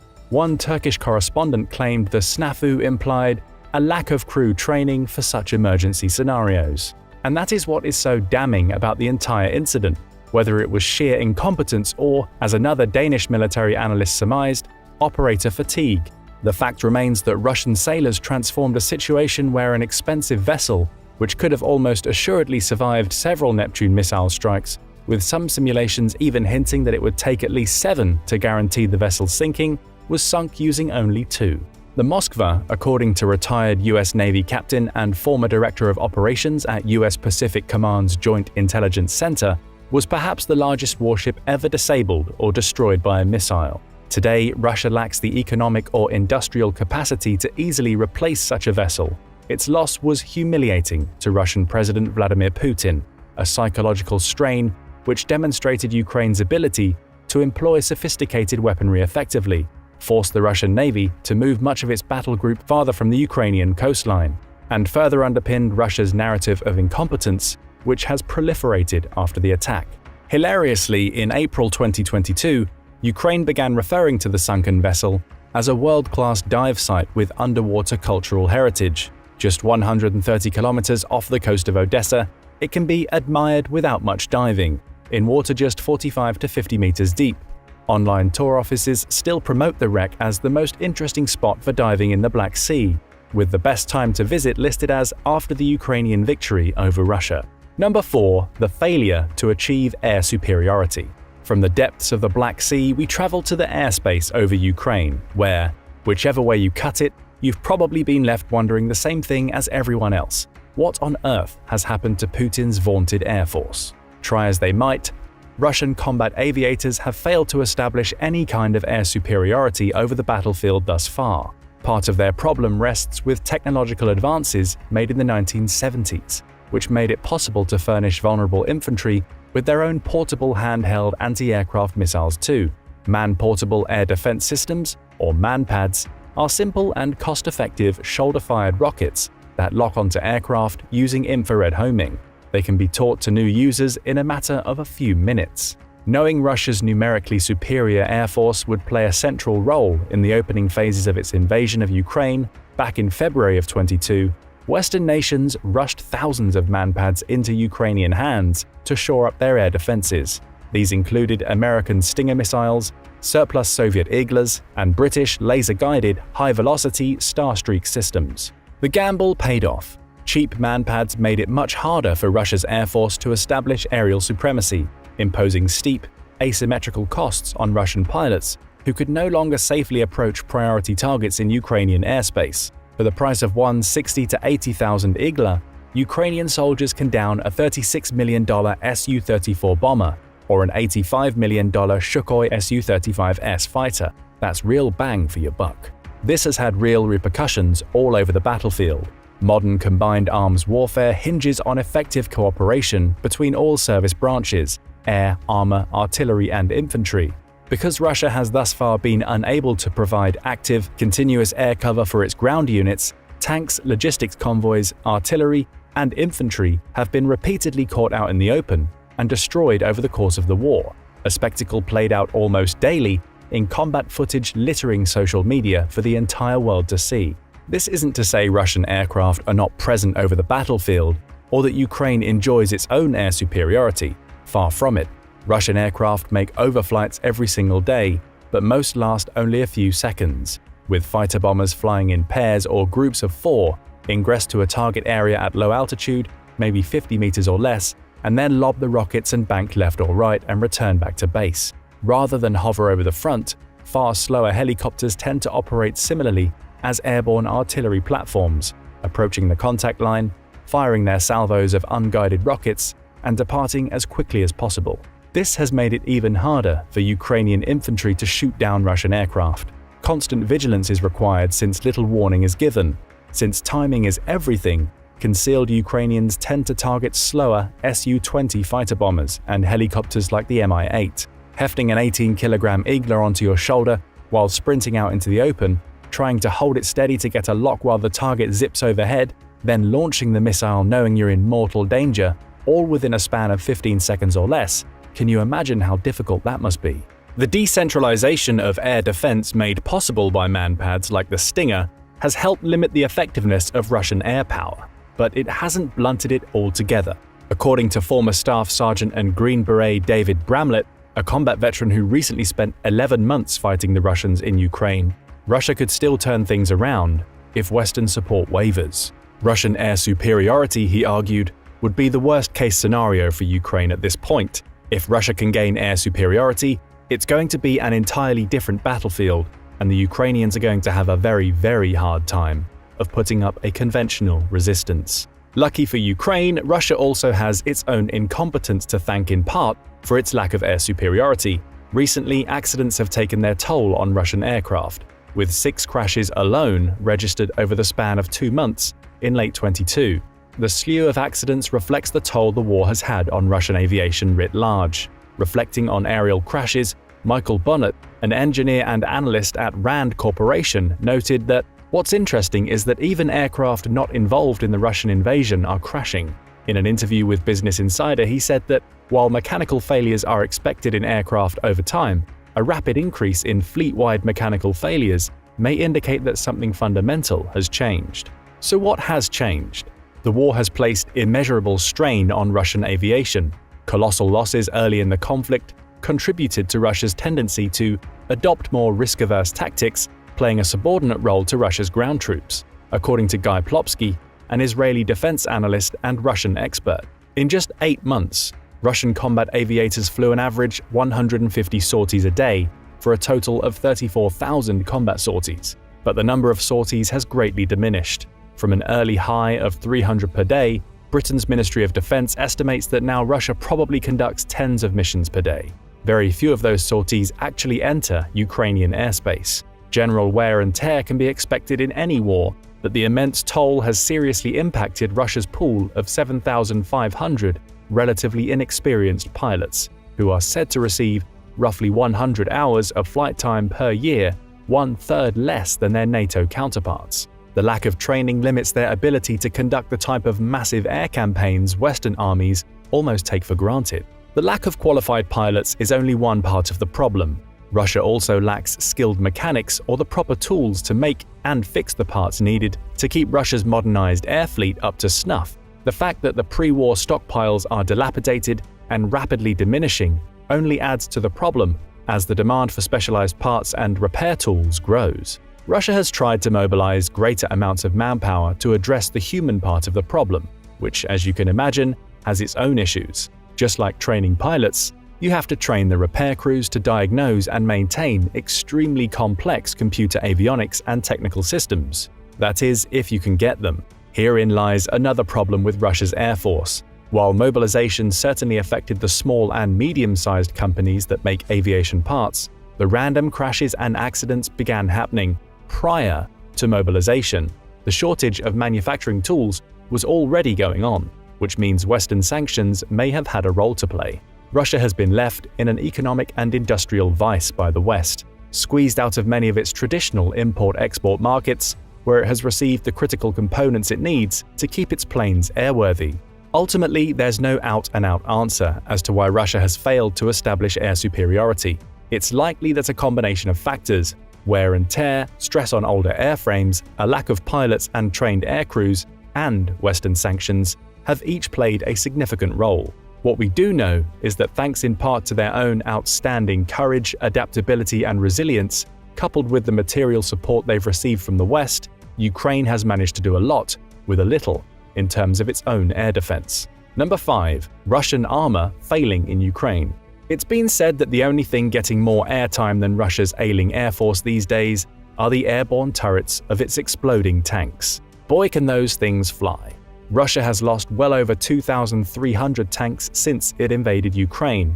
Hundreds more have been abandoned or captured. As its armored force dwindles, it's had to pour older and older armor into the Ukrainian meat grinder. The country once touting its next-generation T-14 Armata is now sending T-62s and T-54s into battle. It's a bad look. There are many reasons for Russia's armored failures thus far. Western weapons have helped tip the scales, with humble but deadly anti-tank guided missiles like the Javelin, NLAW, and AT-4 becoming symbols of Ukraine's stubborn resistance. There's other reasons too. Russia's tactical ineptitude deserves blame. Untrained conscripts rarely work in tandem with supporting armored units. Logistics and the lack of fuel, rations, and ammunition at forward supply dumps have wreaked havoc on Russian columns. Lastly, Western sanctions make it harder for Russia to source the specialized parts it needs to repair and maintain newer tanks. Back in November 2022, the Pentagon announced that Russia had lost half of its main battle tanks in combat. Huge losses were inflicted during the Kharkiv counteroffensive last autumn. The Russian army was reportedly losing 10 tanks per day, while the Ukrainians were losing just 2. Jarring figures when you consider the Russians were defending rather than attacking. The Russians are still building tanks to replace their losses, but can they be introduced faster than current models are being destroyed? The simple answer is no, unless they can give the American arsenal of democracy during World War II a run for its money and build dozens of tanks, trucks, and other vehicles every single day, the average rate they were being destroyed at the end of last year. No country on Earth has managed to replicate even a fraction of that type of industrial output in wartime ever since, so can we really assume Russia would be the first? No, I don't think so. Russia has thousands of old Soviet tanks in storage, including versions of the newer T-90s, T-80s, and their time-tested predecessors that make up the backbone of the Ukrainian armored force, the T-72 and the T-64. But most of the footage we've seen depicts Russian T-62s being modernized at Russian armor repair plants and shipped to the front. These tanks are nothing short of obsolete in the modern era, and have been since they started to be replaced back in 1975. Which begs the question, why are they bothering with these Cold War relics at all? A lot of it has to do with how hard it is to maintain newer tanks in storage, since they operate using more sophisticated electronic components that, as we all know, are more and more difficult to source. It seems that Russia has tried to pull bunches of T-72s, T-80s, and T-90s out of storage only to realize how expensive and difficult it might be to make them combat-ready. A fair portion of these were probably mothballed to begin with. Tanks left in storage without maintenance atrophy. Rubber treads and wheels crack and chip. Mice chew through exposed wires. Armor rusts and corrodes. It's a real nightmare scenario for Russian mechanics. The humble T-62, like the T-54 before it, was mass-produced with one idea in mind: make it simple, make it good, and make a crap ton of them. Simple designs mean fewer electronics, greater ease of repair, and interchangeability of parts. Like that old reliable 1966 Chevy you have in your shed, no matter how many years go by, you can always throw it up on the blocks, tinker with the carburetors, and get it to start right up. That's the type of tank the T-62 was. The fact Russia had something in the region of 20,000 of these in storage at the end of the Cold War means there are plenty of stocks to draw from. The bigger question is whether or not it's even worth it. Would Americans be happy if the US Army started dusting off old Vietnam vintage M60 patterns from storage, slapping on a fresh coat of paint, better comms, and a pair of thermal sights and said, "Go to and prosper"? Of course not. But when has the Kremlin cared what its soldiers think? Repair plants across Russia are now churning out oodles of Cold War antiques. Most of these, museums on tracks, culled from deep storage, have not seen combat in decades, if at all, and their maintenance records reflect that. Some are being fitted with new engines, thermal imaging, bulkier armor, new comms, better optics, and cope cages. It probably won't be enough to protect their crews from certain destruction. Number 6. Failure to adequately prepare new recruits for combat. Speaking of Putin's indifference for his countrymen, our next failure revolves around the inability of the Russian government and military to adequately train and outfit their recruits for combat. In the war's first year, Ukraine reversed its dire position and engineered dual counteroffensives, which achieved success beyond most people's wildest imagination. In just over 8 months, Russia has lost somewhere in the region of 90,000 irrecoverably wounded, lost, or killed soldiers, a number that has by now far eclipsed the total casualties the Soviet Union sustained during 9 years of brutal combat in Afghanistan between 1979 and 1989. Notably, Putin lost more soldiers in a week than the United States lost in 20 years in Afghanistan. Putin reacted by announcing sweeping calls to mobilize new recruits for frontline service. This created chaos in a country which had, until then, been relatively insulated from the realities of the conflict.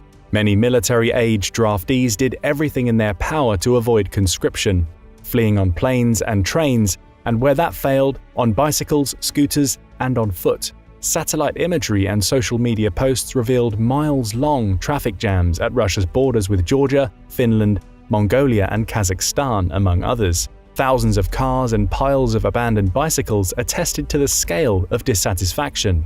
In Russia itself, images of forcibly repressed protesters, some of whom were whisked into military service themselves, littered social media, as Russian officials around the country went door-to-door delivering draft notices. Draconian laws in place prevent anyone from criticizing Putin's special military operation.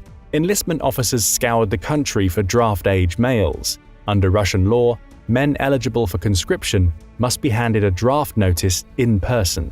As you might expect, evasion strategies revealed the ingenuity of many Russian males, some moving to summer cabins or disappearing on indefinite camping excursions in the countryside. Others disabled their doorbell so they wouldn't hear enlistment officers. Some even injured themselves as a way to gain a medical exemption. Not everyone had the luxury of leaving the lives they'd grown accustomed to, tied to their homes by elderly parents, mortgages, or financial limitations. The unlucky were ushered into an uncertain military future. Draftees ran the gamut from 17-year-olds with no combat experience to avowed criminals and middle-aged men with diabetes and brain conditions.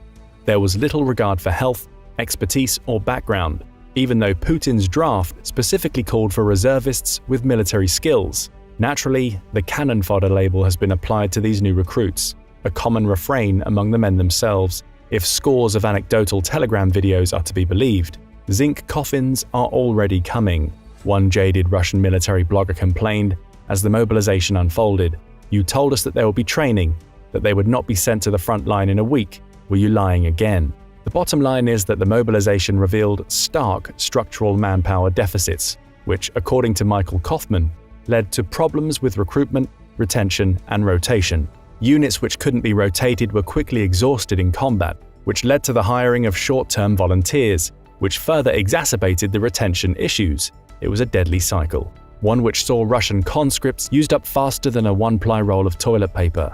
Russian conscripts were eventually refused the right to refuse deployment, punishable by fine or a prison sentence. Others expecting to serve for only a few months saw their service in Ukraine extended indefinitely. The bigger red flag was the way these recruits were being trained for combat. In the past, Russian law stipulated that conscripts could not go into battle unless they'd had at least 4 months of training. Russia's own defense ministry website claims that an intensive 4-week combined arms training with a survival course is essential for anyone who signs a contract with the Russian army. The program takes a total of 240 hours and includes shooting, throwing grenades, and a study of military tactics. Today, these standards are not observed. Incredibly, for such a vast mobilization in such a high-stakes war, there seems to be no uniform training regimen in place at all. In fact, reports commonly surface of conscripts being sent to the front mere days after joining the army, raising red flags across the globe. A week of training is nothing for a soldier. It's a direct path to a hospital or a body bag, one independent military analyst told journalists. Another director of a Russian human rights organization said that he'd been regularly approached by parents whose children signed a military contract and ended up in Ukraine just a week later. Another conscript was quoted as saying, "After all the medical checkups, they asked me if I was ready to go to the military base the day after tomorrow. They trained us for 5 days. We waited for another 5 days for a force rotation, and then we went to combat positions." Of the informal training exercises his group conducted while waiting to deploy, he would remark, "Of course, it was not enough. There are grave supply and housing issues. There aren't enough vehicles or munitions to cycle to the rear to train on. Pulling antiquated vehicles and equipment from storage has been one temporary solution, but much of it requires extensive maintenance." As such, reports revealed how conscripts sent to the front had barely held a machine gun or seen a real tank, let alone operate them. Asked about his shooting practice during his 11-day training period before deployment, one conscript said he trained once, with 3 magazines in total. Others practiced marching in street clothes. No machine guns, nothing. No clothes, no shoes. Half of them are hungover, old, at risk. The ambulance should be on duty, the man grimly continued. There was a soldier in our company who didn't know how a machine gun works, so I taught that guy how to disassemble and assemble a machine gun. I wouldn't want to be next to him in battle. How can you fight like that? There were not enough beds or heated houses to accommodate the conscripts when they arrived for training. Russian sources revealed men without sleeping bags or blankets sleeping on hard floors or in streets, many of whom were barely fed, others sick or starving. Consequently, disorderly conduct was common. Shockingly, within a short span, hundreds of thousands of new draftees were deployed to Ukraine. Their presence confirmed the observation that the Russian military currently prioritizes getting personnel to the frontline positions in Ukraine quickly and appears to view the quality of their training as an afterthought. Yes, one could argue that history is in fact on Russia's side. They have thrown countless millions into the meat grinder of war dating back to Napoleon's invasion of Russia in 1812, a trend that continued strong through both world wars and survives well into the 21st century. All Russian battlefield success, it seems, comes only when unfeeling leaders are willing to pay an incredibly steep price, expending men and materiel as cannon fodder until the enemy exhausts himself. Putin should continue at his own peril. Conclusion: there are countless other tactical and systemic issues which, in the interest of time, we'll have to table for a future episode. These include Russia's abject failure to implement a vile deception plan or achieve any form of surprise when it massed in Belarus prior to the invasion, Putin's more recent failure to control his own mercenary subordinates, Russia's inability to protect its own airspace against a growing fleet of cheap Ukrainian drones, the failure to instill operational security, which led to the deaths of dozens of high-ranking generals and officers to artillery, drone, and HIMARS attacks, and Putin's decision to let the war drag on indefinitely, which has only given Ukraine time to iterate and innovate novel military killing techniques, which continue to rain down impressive destructive power on Russian forces. At the time of this video's creation, Russian President Vladimir Putin's special military operation in Ukraine has raged for nearly 2.5 years. It's an operation that was meant to be completed in weeks, with the storming of Kyiv resulting in the glorious raising of Russia's flag as Putin claimed a former Soviet territory. That isn't what happened. Instead, Ukraine fought back the initial Russian advance before finding itself allied with practically every Western nation, receiving consistent military aid that's allowed it to bog down Russia in a war of attrition. Putin didn't expect this. Russia didn't expect it either. Today, Putin faces the very real prospect that he will lose a war that he believed he would win easily. But even beyond that, Russia stands to lose even if it's successful in Ukraine. How could that be possible? To explain, we must first consider the situation that Russia finds itself in as it continues to fight in Ukraine, and what that situation means for Russia as a geopolitical entity regardless of the outcome. First, let's look at the practical aspects of the current war and how Russia is edging closer to losing it. That may not be apparent at first glance. Despite being confronted at every turn, Russia has made territorial gains in Ukraine. It's taken much of the Donbas region, including the important city of Donetsk, and it also controls Mariupol and Melitopol. As we speak, Russia is launching offensives in the Kharkiv region as it hopes to slowly push the war's front lines closer to Kyiv. Yet it is in this Kharkiv fighting that we start to see the first glimmers of a Russian loss. As Al Jazeera reported toward the end of June 2024, Russia and Ukraine have found their forces stalemated in that region, with Putin's approach to the battles being the same as he's taken before: throw as many of his soldiers at the fight as he can, in hopes that he can overwhelm Ukraine. Russia even lost ground in its latest incursion, allowing Ukraine to recapture portions of Vovchansk, as well as the Taik settlement. Yuri Pravka, a Ukrainian colonel, noted in June that Ukraine had pinned down dozens of Russian soldiers in Vovchansk and was in a position to continue pushing Russia back. Still, is this really such a big deal? After all, the war has seen similar ebbs and flows throughout, and if there's one thing that has always remained true, is that Russia just keeps pushing. The question now is, can Russia continue the slow burn of the war? That's looking increasingly unlikely for several reasons, starting with Ukraine's consistent receipt of Western aid. In April, the US Congress approved the delivery of a further $61 billion in military aid to Ukraine, which adds to the many billions it's also received from its European allies. However, June 13th brought even better news for Ukraine. It signed several long-term security agreements with powerful nations at the G7 summit. Specifically, it has a decade-long agreement with a new ally in Japan, which has already committed to delivering $4.5 billion in military, financial, and humanitarian aid to Ukraine in the second half of 2024 alone. As for the other 10-year agreement, it was signed with the United States. Details aren't currently available, but the headline here is that the US is committed to supporting Ukraine for at least a decade. There is even a word that NATO's Secretary General Jens Stoltenberg is considering making it compulsory for all NATO members to deliver aid to Ukraine, ensuring the aid remains reliable and large-scale. Other aid is coming in the form of loans, with the G7 summit also providing the opportunity for the US to offer a $50 billion loan secured by the interest being earned on over $300 billion in frozen Russian assets.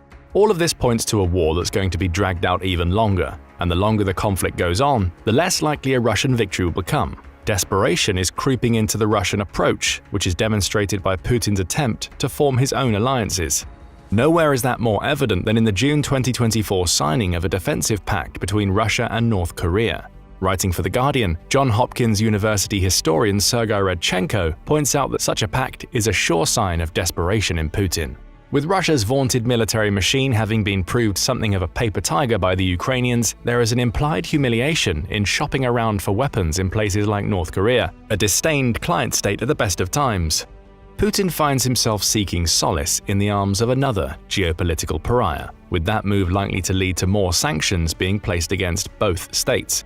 Radchenko also notes the North Korean pact will likely damage Russia's relationship with South Korea, a country he claims is a reluctant sanctioning nation and something of a weak link in the united front much of the West has taken against Putin. The message here is that Russia is actively damaging its long-term future by making a deal with the geopolitical devil. Through a collective defense pact with North Korea, Putin showcases his desperation as he looks for somebody, anybody, with which to align as he continues his special military operation. He landed on a geopolitical pariah to help him confront a Ukraine that is not only securing long-term Western support, but is also now gaining support from countries like Japan. Why has Putin become so desperate? The pact with North Korea hints at another problem that could cause Putin to lose the war in Ukraine. Russia is running out of equipment. Putin himself said as much in June 2023 when speaking to a collective of pro-war bloggers in the Kremlin. These bloggers have proven essential to Russia's propaganda machine, yet Putin seemed comfortable in telling them that Russia has experienced shortages throughout the war. During the course of the special military operation, it's become clear that there are shortages of many things: precision-guided munitions, communications equipment, aircraft, drones, and so on. We have them, but unfortunately, we don't have enough of them. Ukraine's Ministry of Finance, or Minfin, demonstrates why Russia is in this position. It claims that Russia has lost a staggering 8,123 tanks, 14,712 artillery systems, and 15,583 armored vehicles between the war's beginning and July 3, 2024. Ukraine has also destroyed 28 Russian ships, a submarine, and 360 of Russia's planes. Of course, Minfin's figures may be tinged with bias as they come directly from Ukraine, but even if they're exaggerated, the fact is that Russia has expended a lot of its stockpiles due to being dragged into a war of attrition. Putin's own admission that Russia is struggling to keep its troops supplied spurred the ramping up of manufacturing in Russia. But even with that, the Russian army isn't getting what it needs. In February 2023, the BBC quoted several Western officials who claim that Russia faces extreme challenges in not only sourcing military equipment, but also getting the materials it needs to build more. One of those officials highlighted the impact of sanctions on Russia. Sanctions are hitting the Russian military-industrial complex hard, causing severe delays and increasing costs. An inability to access Western components is undermining Russia's production of new systems and repairs of old systems, with long-term consequences for the quality of weapons produced.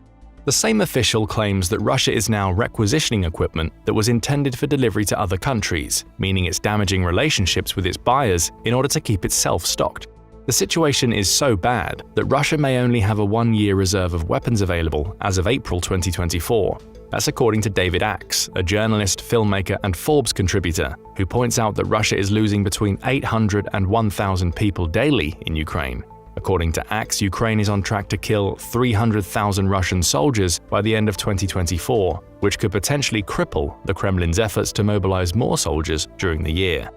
Axe also notes that Russia's production, even in its ramped-up state, isn't sustainable. He says the country is producing between 500 and 600 new tanks annually, but is losing close to 1,000, more if Minfin's figures are accurate, per year.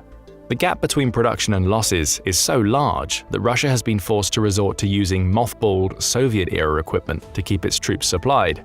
No matter which way you look at it, Russia faces a severe equipment problem. It's fighting against a resurgent Ukraine that's receiving more military aid, as well as promises of aid to come, at a time when its own stockpiles are running low. The reliance on previously mothballed equipment can only last for so long, before that well runs dry as well, and the alliance with North Korea only offers a temporary salve to the situation. If Russia is to win, it needs to find more reliable sources of military equipment. Perhaps China is the answer. Often seen as an ally to Russia, partially thanks to both countries being involved in the BRICS economic group and sharing similar anti-West rhetoric, China seems like a natural ally to Putin. There are also plenty of claims that China is covertly assisting Russia in its war against Ukraine, with some of the most recent claims coming from a July 2024 report in Bloomberg. That report claims that China and Russian companies are working in tandem to develop attack drones similar to the Iranian drones Russia is already using in Ukraine. Still, it's telling that Putin signed a cooperative defense pact with North Korea rather than China. The reason is that Russia has never really been able to rely on China for support.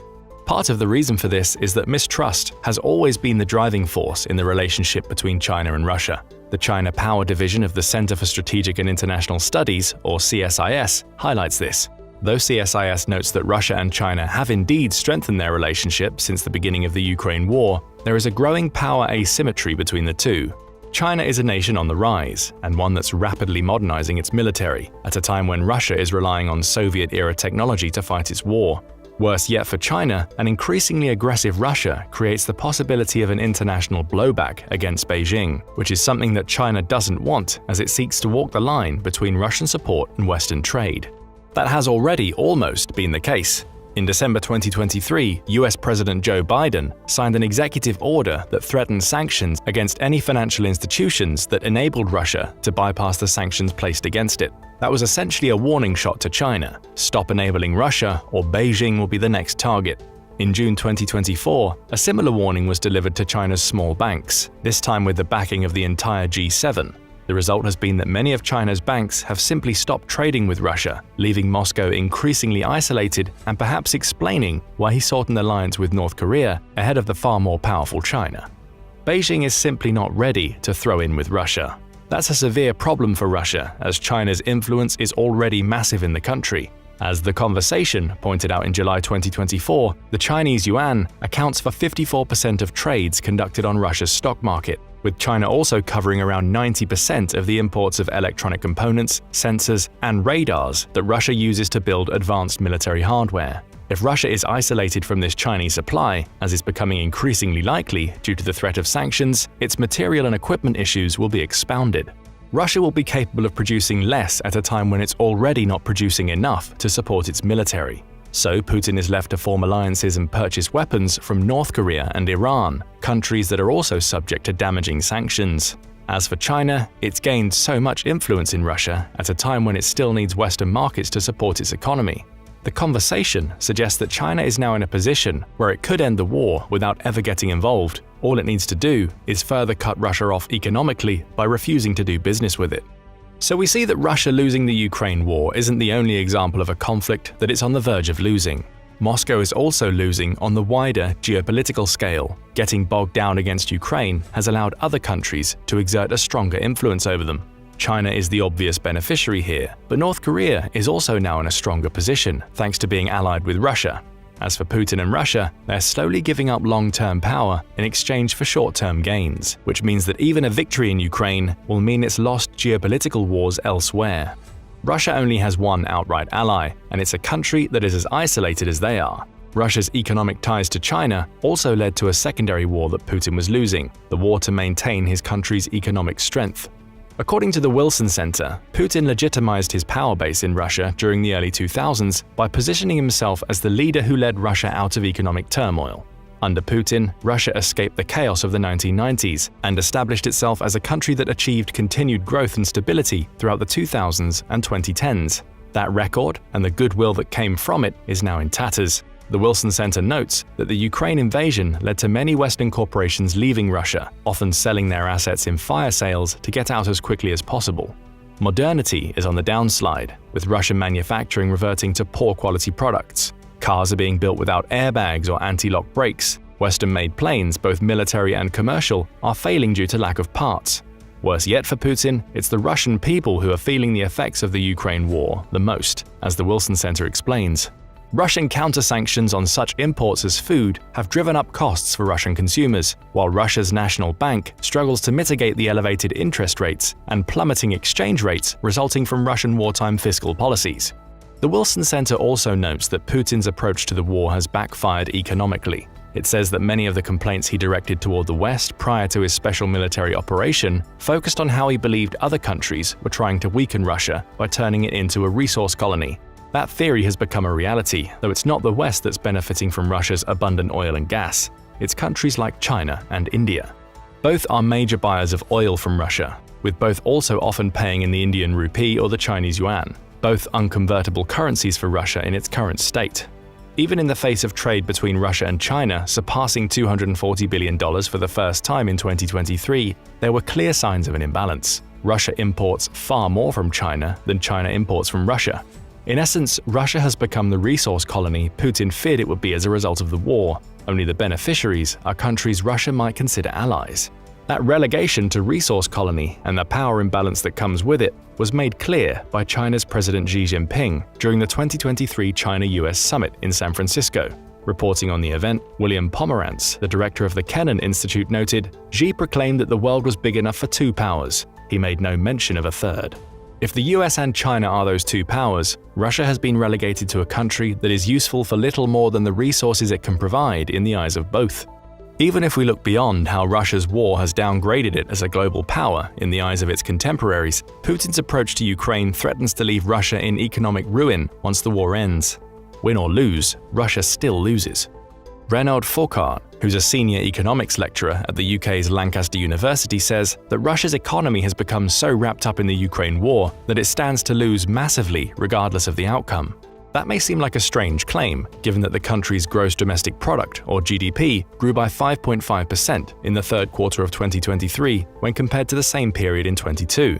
But that supposed growth masks the fact that the Kremlin's goal of spending $386 billion on its war machine in 2024 is the key. As Foucault highlights, military pay, ammunition, tanks, planes, and compensation for dead and wounded soldiers all contribute to GDP figures. Put simply, the war against Ukraine is now the main driver of Russia's economic growth. Combine this with a massive labor shortage, with suggestions that the country is short around 5 million workers, and there's a grim picture being painted of Russia's economic future. Inflation is rife, Russia doesn't have enough workers, and even if it wins the Ukraine war, it'll still have to find at least $486 billion to rebuild. That rebuilding would come amidst constant rebellion from Ukrainian separatists, along with the likely continuation of sanctions. Should Russia lose, it'll be in the same situation. Ukraine and the West will look to it to fund the rebuilding of Ukraine, with the end of the war ending the country's main economic driver. This leads us to another way that Russia will lose its war. The Ukraine war is creating rebellion within the Russian Federation. We saw that in the early days of the war, as hundreds of thousands of Russians chose to emigrate to other countries rather than risk being conscripted into the Russian army. The Economist puts the figure at between 817,000 and 922,000 in August 2023, meaning that it's likely broken 1 million since then. One of those thousands was Yevgeny Kozgorov, a 38-year-old father who left Russia with his wife and child in June 2022. Now living in Tbilisi, Georgia, itself a target of Russian aggression in the past, he has come to see his homeland as a force for evil in the world. "I understand perfectly well the general hatred for Russians and for everything Russian," he said when speaking to Al Jazeera in January 2024. "I accept and understand it because what Russia is doing is wrong. Every time I want to say that it's difficult for the Russians who left, something inside me protests because Ukrainians have it more difficult than us." Granted, Kozgorov's voice is part of the minority. Russia is a country of 144 million, so some may argue that losing 1 million leaves 143 million who do support the war. However, the support at home is waning, as highlighted by the Atlantic Council. It refers to a Levada poll conducted in November 2023, which found that 73% of Russians still support Putin's special military operation. However, the number who offer firm and unquestioned support has fallen from 53% in March 22 to 39% in November 23. Much of that decline in support comes as a result of Russia's younger demographics. The Atlantic Council notes that only 5% of Russians who are 25 or younger consider state TV as an objective source of news. Returning to the war support figures, the resource also notes that just 30% of those below the age of 25 support the war unconditionally, contrasted to 56% of people aged 65 or over. While it would be inaccurate to claim that Putin has lost the war at home for support, there's a definite trend toward younger generations no longer buying what he's attempting to sell. It also shouldn't escape notice that the people who are most skeptical of Putin's war are also the people who are most likely to be conscripted into it. Perhaps a generational war is coming. There's a large enough contingent of Russians who have either left the country or are at least skeptical of Putin's ambitions to suggest that his claim to power may weaken in the coming years. That could happen regardless of whether Russia wins or loses against Ukraine, another no-win situation that Putin has to handle. The situation gets worse when you cast light on Russian territories outside the mainland. In March 2024, the chess grandmaster and co-founder of the Free Russia Forum, Garry Kasparov, spoke on what might happen to the Russian Federation should it lose the Ukraine war. Now living in self-exile, like the million-plus others who have left Russia since the war broke out, Kasparov claimed that Russia's current borders may not remain if Ukraine wins. He points out the likes of Dagestan, Chechnya, Tatarstan, and Bashkortostan as likely candidates for territories that may seek independence from Russian rule. Linking the possibility back to Russia's economy, Kasparov claims, "At the end of the day, economic factors will play a major role in that matter, but it's very important today not to support the position of a united and indivisible Russia." Russia appears anything but united, even if the dissolution of the country is unlikely in Kasparov's eyes. Plus, the territories that he mentions are far from the only ones that may seek independence. There are others, and they have attempted to make their voices heard. In February 2024, the online voting for the national referendum on self-determination of national republics ended. That referendum was unofficial, and Russia may claim it was even illegal. But it is notable because it essentially asked the residents of 5 Russia-owned territories whether they wished to be independent of the Russian Federation. All said they wanted independence. Kaliningrad, also known as Königsberg, voted for independence with a majority of 72.1%. The Urals weren't far behind with 68.2%, while Ingria and Siberia achieved results of 66.2% and 63.9% in favor of independence as well. Even Kuban, the most divided of the 5 territories, came out in favor of independence, with a vote of 55.7% in favor versus 44.3% against. Again, you could argue an element of bias in these results, as those who desire independence were the people most likely to vote in an unofficial referendum. Nevertheless, the results offer more evidence that Russia's grasp on its own territories is starting to slip during a time when it's trying to expand. Combine this slippage with the very real possibility that it will lose in Ukraine due to its enemy receiving so much Western support, and it's clear that Russia is on the verge of losing a war on multiple fronts. In addition to losing the tangible war with Ukraine, or at best is being fought to a stalemate in a war it expected to win quickly, Russia will also lose an economic war as its war machine grinds to close amidst the country welcoming more influence from China and North Korea. That influence means that Russia is also losing a geopolitical war, with many seeing it as a far less powerful nation than it was before the special military operation. And even internally, Russia is becoming more divided, as younger people and many of those living in its outer territories increasingly voice their disillusion with Putin's approach. And there's more. Russia must also have one eye pointed toward the future. In April 2024, Polish Foreign Minister Radosław Sikorski made a speech to the Sejm, the lower house of Poland's national legislature, in which he claimed that any war with Russia waged against NATO would end in Moscow's inevitable defeat. It is not we, the West, who should fear a clash with Putin, but the other way around, Sikorski claimed. It is worth reminding about this, not to increase the sense of threat in the Russians, because NATO is a defensive pact, but to show that an attack by Russia on any of the members of the alliance would end in its inevitable defeat. It's difficult to argue against that. Sikorski notes that NATO members collectively have 3 times the military personnel, 3 times the aerial resources, and navies that combined have 4 times the ships. Those ships are also more powerful. America's Navy alone displaces 4.5 million tons of water, compared to just 1.2 million for Russia's Navy. Add to that the depletion and equipment issues Russia is currently facing due to the Ukraine war, and you get a weakened state that would likely crumble in a war against NATO. That's a war that Putin and his officials have threatened on several occasions, most recently after the US allowed Ukraine to start using its weapons to attack Russian territory near the Kharkiv border. The problem for Putin is that the Ukraine war has revealed Russia's army to be something of a paper tiger. It looks strong on paper, but is far less so in practice. That's the opinion of Timothy Snyder, a historian and the author of several books, including On Tyranny. Writing for CNN in May 2024, he says that the notion of an invincible Red Army is propaganda, and it has been well before the Ukraine war.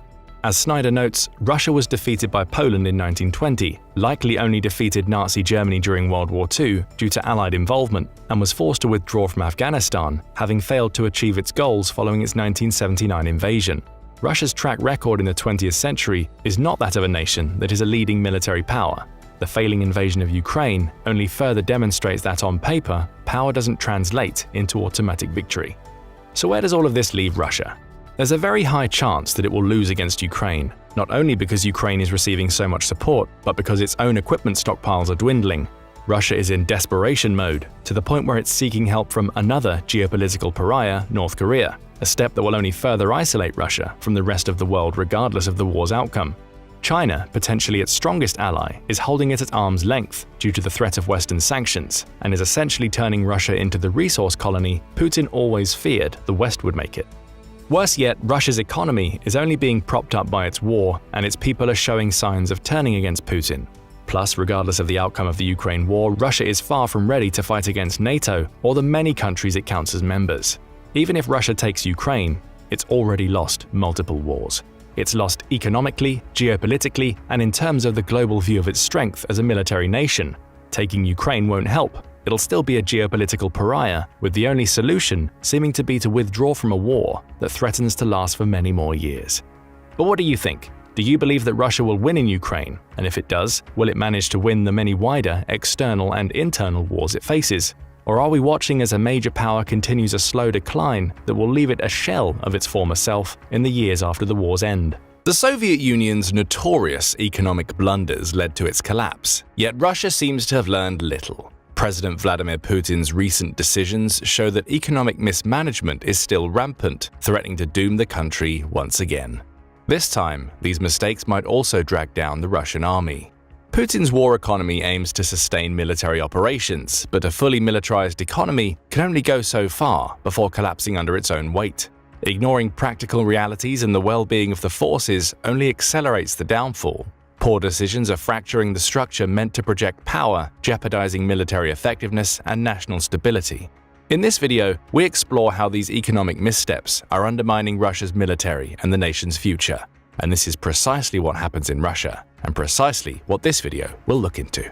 But before we get to the unraveling, let's trace the path of Putin's economic missteps and the misguided decisions setting the stage for this looming collapse. Though Putin has never been particularly wise in his economic strategies, his ruthless invasion of Ukraine is undoubtedly what triggered the beginning of the end for the Russian army.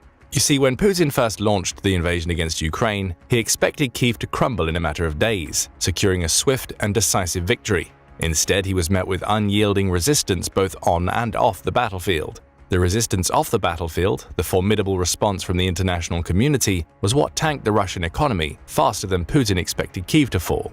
Immediately after the invasion, the economic activity in Russia contracted by 4.4%. In a matter of days, the Russian currency, the ruble, lost over 40% of its external value. After that, it was one thing after another. Western companies soon started pulling out from Russia left and right. The country's assets were frozen. Its energy exports were targeted, and ultimately the Russian economy was isolated from the global financial systems. The sweeping international sanctions that made all this possible had a single goal: to weaken Russia's ability to wage war against Ukraine, and at first, it seemed that they would be successful. After all, there was no doubt about it, Russia's economy was on the brink of collapse. But in an unexpected twist, these sanctions, described as crippling, debilitating, and unprecedented by Western commentators, didn't bring about Russia's anticipated downfall. Instead, the Russian economy displayed a surprising resilience in 2023, allowing Putin to continue his aggressive stance. Quite expectedly, the Russian authorities bragged about the economy's 3.6% growth loudly and publicly, praising themselves for avoiding a deep recession in 2022. Much of this growth can be attributed to a single factor: the expansion of the military-industrial complex. It's probably after seeing that the military was the one to save the Russian economy from a more severe downturn that Putin decided to make it the foundation of the country's economic strategy. On paper, this decision seems to be a successful one, as the International Monetary Fund, the IMF, forecast a 3.2% growth for the Russian economy in 2024. This prediction, made in April 2024, was even higher than the organization's January estimate, which saw Russia's gross domestic product, or GDP, rising to 2.6%. What was perhaps even more shocking than the optimistic growth forecast was that Russia was expected to pass some of the strongest economies in the West in terms of GDP growth. According to the IMF, the US is expecting a growth rate of 2.7%, France 0.7%, the UK 0.5%, and Germany 0.2% for the same year, 2024. But let's remember one thing: Russia has always looked better on paper than it performed in reality. As history shows, superficial economic metrics like these frequently obscure deeper vulnerabilities that can lead to sudden and severe destabilization. That's why many experts warn that the talk of Russia's miraculous economic resilience is severely misguided. As Mark Sobel, the US chair of the Official Monetary and Financial Institutions Forum, puts it, Russia is masking a process of significant economic degradation that will continue well into the future and further marginalize its global footprint. But in a surprise to no one, Putin is doubling down on his economic strategies, driven by the belief that further militarization is the key to maintaining power and influence. With this in mind, let's take a closer look at the war economy and its main pillars, exploring how it's setting the stage for the Russian army's collapse. A single principle lies at the core of Putin's war economy. When public money is allocated wisely, it delivers results. Putin seems to believe that the wise allocation in question is massive military expenditures, while the desired result is saving the country's economy rather than bankrupting it. Of course, this principle is nothing new. This economic model has been shaped by decades of Soviet-era fallacies and delusional beliefs. This model is only new in the sense that Putin has never used it before the invasion of Ukraine. You see, when Putin assumed power in Russia, it was in the wake of the 1990s liberal reforms. In his early years in office, he even appeared to advocate for significant restructuring and liberalization of the Russian economy. Today, you can only find the faintest traces of liberalism in who Putin chooses to keep in charge of various aspects of the Russian finances. Now, Anton Siluanov, the Minister of Finance, Elvira Nabiullina, the Governor of the Bank of Russia, and Maxim Oreshkin, Putin's economic advisor, are in no way liberal. However, they can be described as rational technocrats who prioritize stability. So why does Putin keep them around? Well, Putin might be a lot of things, but he isn't stupid. He knows the importance of maintaining strong macroeconomic indicators and economic stability to preserve his grip on power. He was well taught by several liberal economists at the beginning of his rule, including Alexei Kudrin and Anatoly Kubayis. But the question is, how long will Putin be able or willing to sustain this precarious balance? As things stand, it seems that he's gradually moving away from any balance and diving headfirst into a risk-laden economic strategy. This shouldn't be surprising, given how strongly the people around Putin believe in Russia's so-called special military operation in Ukraine. This misguided cult-like belief single-handedly fueled the conviction that exorbitant government spending on the military-industrial complex could not only sustain the war effort, but also sustain and even grow Russia's economy. So how exorbitant are we talking? So exorbitant that it almost reached the scale of the Soviet-era military spending during the Cold War. Of course, we're referring to the total amount of money being spent and not the share of GDP used for what Russia shamelessly calls defense and security purposes. After all, it's well known that the Soviet Union spent upwards of 20% of its GDP on defense while trying to portray itself as the boogeyman to the West. Today, only Ukraine exceeds this percentage, allocating as much as 37% of its GDP to its defense amidst the ongoing conflict. As for Russia, the country is committing roughly 7% of its GDP to defense, amounting to around $140 billion. For comparison's sake, Russia was spending only $65.91 billion on defense in 2021 before the invasion, which was around 3.72% of its GDP at the time. Even when the invasion first started in 2022, the military spending couldn't come close to what it is today. In 2022, Russia's military budget was $86.37 billion, or 4.06% of its GDP. However, it's important to note that a huge portion of Russia's federal budget, almost a quarter of it, is still kept secret. Given everything we know about Putin's plans, it's safe to assume that the actual war-related spending in Russia's federal budget is even higher, significantly higher. It goes without saying that such an absurd scale of military spending is only feasible under an autocratic regime. A regime willing to prioritize guns over butter to achieve its end goal, which in this case is Russia's special mission. If you aren't familiar with the guns versus butter model, here's a brief explanation. The guns are the government's investments in military capabilities. The butter is civilian needs and welfare. So the guns versus butter argument simply refers to the trade-offs between these two competing priorities. Under this model, an autocratic regime like Russia's can skew heavily toward guns and neglect butter almost completely. After all, it's not like it will face any public scrutiny or opposition. To Putin's credit, he hasn't entirely given up on the butter, at least not publicly. What he did was instruct his economists to find a balance between guns and butter.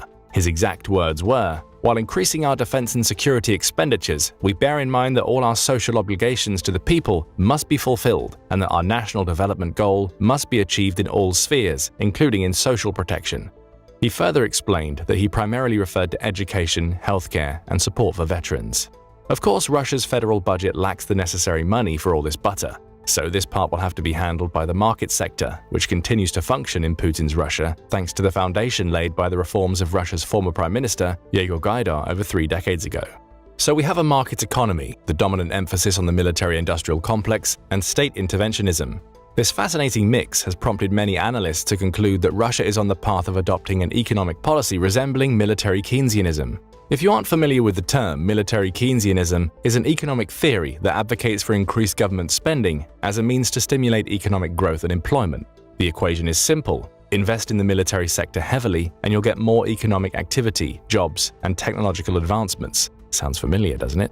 For a prime example of military Keynesianism, all you need to do is look at Nazi Germany or the US during the Cold War. In Nazi Germany, extensive military spending was used to prepare for a potential war with Slavic nations. Under Adolf Hitler's regime, military spending reached approximately 40% of Germany's GDP by 1940, compared to 8% in 1935. This surge in defense spending was instrumental in reviving the German economy, reducing unemployment from over 34% in 1933 to under 2% by 1939. Similarly, during the Cold War, the US invested heavily in defense and technological advancements, so by the 1960s, defense spending reached close to 10% of the country's GDP. Even then, there were numerous questions about how sustainable military Keynesianism truly is. Some experts believe that spending a lot of money on military production, which is essentially a form of high-tech production, leads to the development of the technological sector as a whole. The result, the subsequent innovations benefit the civilian economy. Others, however, strongly believe that advances in military technology have almost nothing to do with the civilian sector. Essentially, they claim that the military-industrial complex robs the civilian economy of vital resources, including workers, which in no way can help the overall economy. By now, it's quite clear which side Putin is on. The one that believes, or tries to desperately cling to, the notion that military spending serves as a driver of development. This was made abundantly clear by the shakeups in Putin's cabinet, which have shocked the world. By this, we primarily refer to the dismissal of Sergei Shoigu as Russia's defense minister. Now, don't get us wrong, this move was by no means shocking from a strategic standpoint. Shoigu's departure was the culmination of mounting criticisms and failures during the war in Ukraine, so there was nothing surprising about it. The shocking part is that Shoigu has been one of Putin's closest allies for decades, a trusted confidant who had weathered many storms alongside him. This had led some to believe he would be safe from such upheaval. Well, as it turns out, no one's safe when a dictator's country is unraveling after getting badly beaten by a supposedly inferior foe.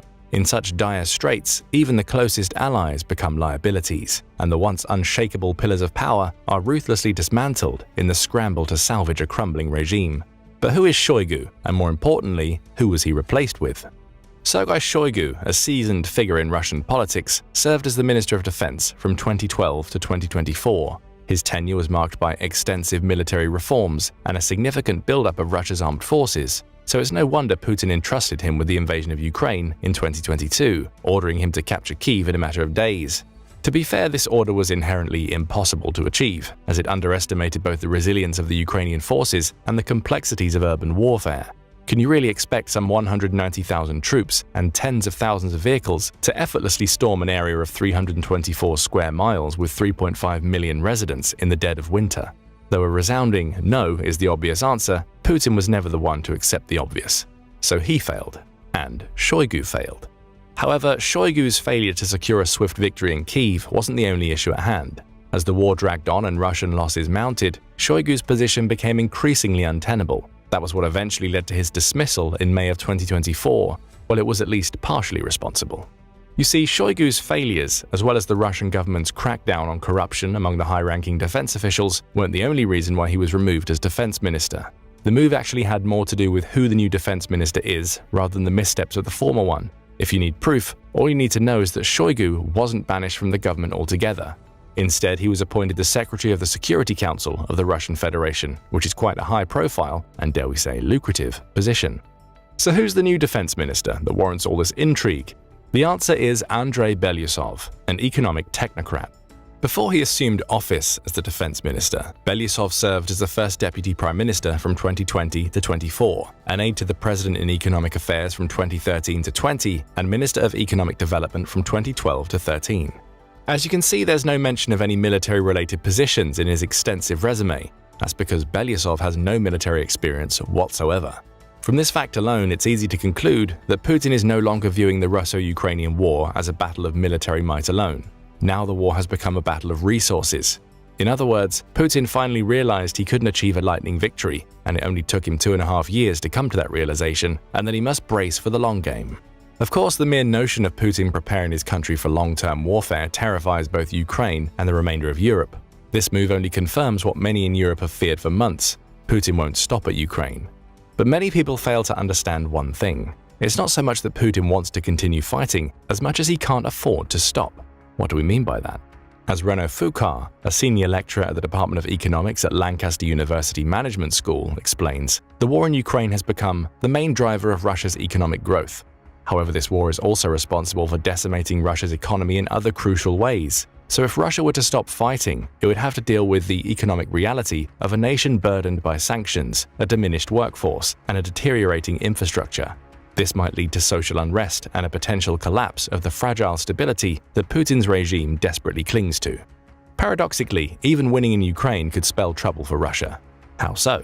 The country simply doesn't have the means to rebuild the occupied areas that would come under its control, nor to maintain security in them. So for Russia, the only viable course of action is to keep fighting, in Ukraine, in the Baltic, in the entirety of Europe.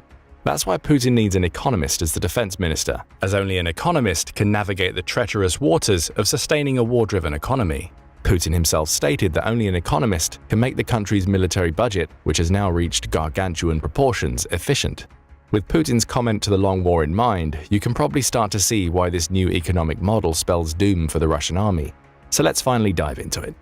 You've probably noticed that the focus of Putin's new economy has solely been on the military-industrial complex so far. In other words, the focus is on the weapons and equipment. But what about the people handling those weapons? The soldiers, the officers, the very backbone of any military force. How are they faring under this economic shift? In short, not great. And that might be the understatement of the century. Only about 30% of the entire military budget is spent on the army itself. The rest is allocated to weapons procurement and production. And not even the whole 30% is dedicated to military salaries. Approximately 20% of the budget goes to pay. At the same time, vast sums are siphoned off through corruption and inefficiency, a problem that Belyusov is ostensibly trying to address. Of course, trying is the key word here, as Russia's Minister of Defense still seems to act as merely an intermediary between the state budget and the military industry. The industry is the one that holds virtually all the power. This particularly applies to one man. Sergei Chemezov. Chemezov, an oligarch and the CEO of Rostec Corporation, a state-owned defense conglomerate, seemingly has more influence over Putin than Belousov. Putin confirmed this by appointing Denis Manturov, former Minister of Industry and Trade, the first deputy prime minister after Belousov's promotion. Manturov is Chemezov's close confidant, which means that his promotion allows Chemezov to continue heavily profiting from the surge in military spending. And while Chemezov and his ilk make absurd amounts of money, it's the common soldier that suffers. From the beginning of the Russian invasion of Ukraine on February 24, 2022 to July 19, 2024, 564,620 Russian troops have been casualties in Ukraine. That's according to the General Staff of Ukraine's armed forces. That's almost 0.4% of the entire Russian population. The last time Russia experienced such extensive casualties was during World War II, when approximately 8.7 million military personnel died over 6 years of intense conflict. It's worth remembering that World War II is the deadliest military conflict in history, involving over 100 million people from more than 30 countries. The war in Ukraine, on the other hand, has only been waged between two countries for a little over 28 months. The sheer fact that it's produced such staggering losses highlights the unprecedented ferocity and scale of the ongoing conflict. These shocking figures underscore another thing: the utmost disregard for the lives of Russian soldiers. Putin seems to be hell-bent on pursuing his strategic goals at any cost, even if it means sacrificing the very troops meant to achieve his ambitions. That's why the most common tactic employed by the Russian army is the so-called meat grinder strategy, which involves overwhelming enemy positions with massive waves of infantry. Prioritizing sheer numbers over strategic precision, this approach has only resulted in one thing: horrific casualties. As far as Putin is concerned, he can always just get more soldiers. After all, the boost in the economy allows him to hire contract soldiers who flock to the Russian army for the $2,300 monthly paycheck. If all else fails, he can just carry out another wave of forced conscriptions, compelling more Russians to join the ranks and fill the gaps left by the staggering losses. He did so in August 2022 with 137,000 people, and in December 2023 with another 170,000. This relentless churn of personnel underscores a grim reality. For Putin, human lives are expendable, and as long as his economy can sustain this horrifying soldier turnaround, that's all they'll ever be: mere cogs in this brutal war machine. But what about Belousov? What's his role in all of this? Well, as soon as he was appointed defense minister, he stated that equipping the Russian armed forces would be his first priority. As he put it, everything that is effective in the country should be put to work to achieve victory.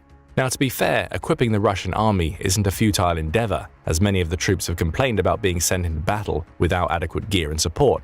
Yet Belousov's focus on this aspect reveals a critical flaw. He's aiming to enhance a system that already devalues human life, rather than addressing the underlying issues that perpetuate the catastrophic loss of soldiers.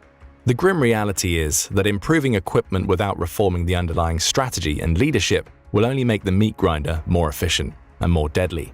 The Russian army's morale is already at a record low, so no amount of improved gear will prevent the continuing spiral into chaos and despair, especially when the improvements in question are coming from someone who is a complete outsider to the Russian army. Remember, Belousov isn't a military man. He's a laboratory academic who hasn't even served in the military as a conscript. In fact, he's probably never even held a gun.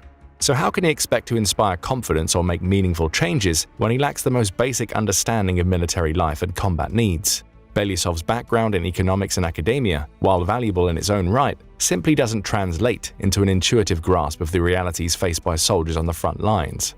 However, it's also worth remembering that Shoigu has also never been in the military, which didn't prevent him from sporting a general's uniform decked out in medals. But despite his lack of personal combat experience, Shoigu embraced the military traditions and an image crafted to exude authority and command respect. He seemed like he wanted to run the Russian army himself. And as you already know, playing pretend goes a long way in Russia, a country where appearances and titles often overshadow substance.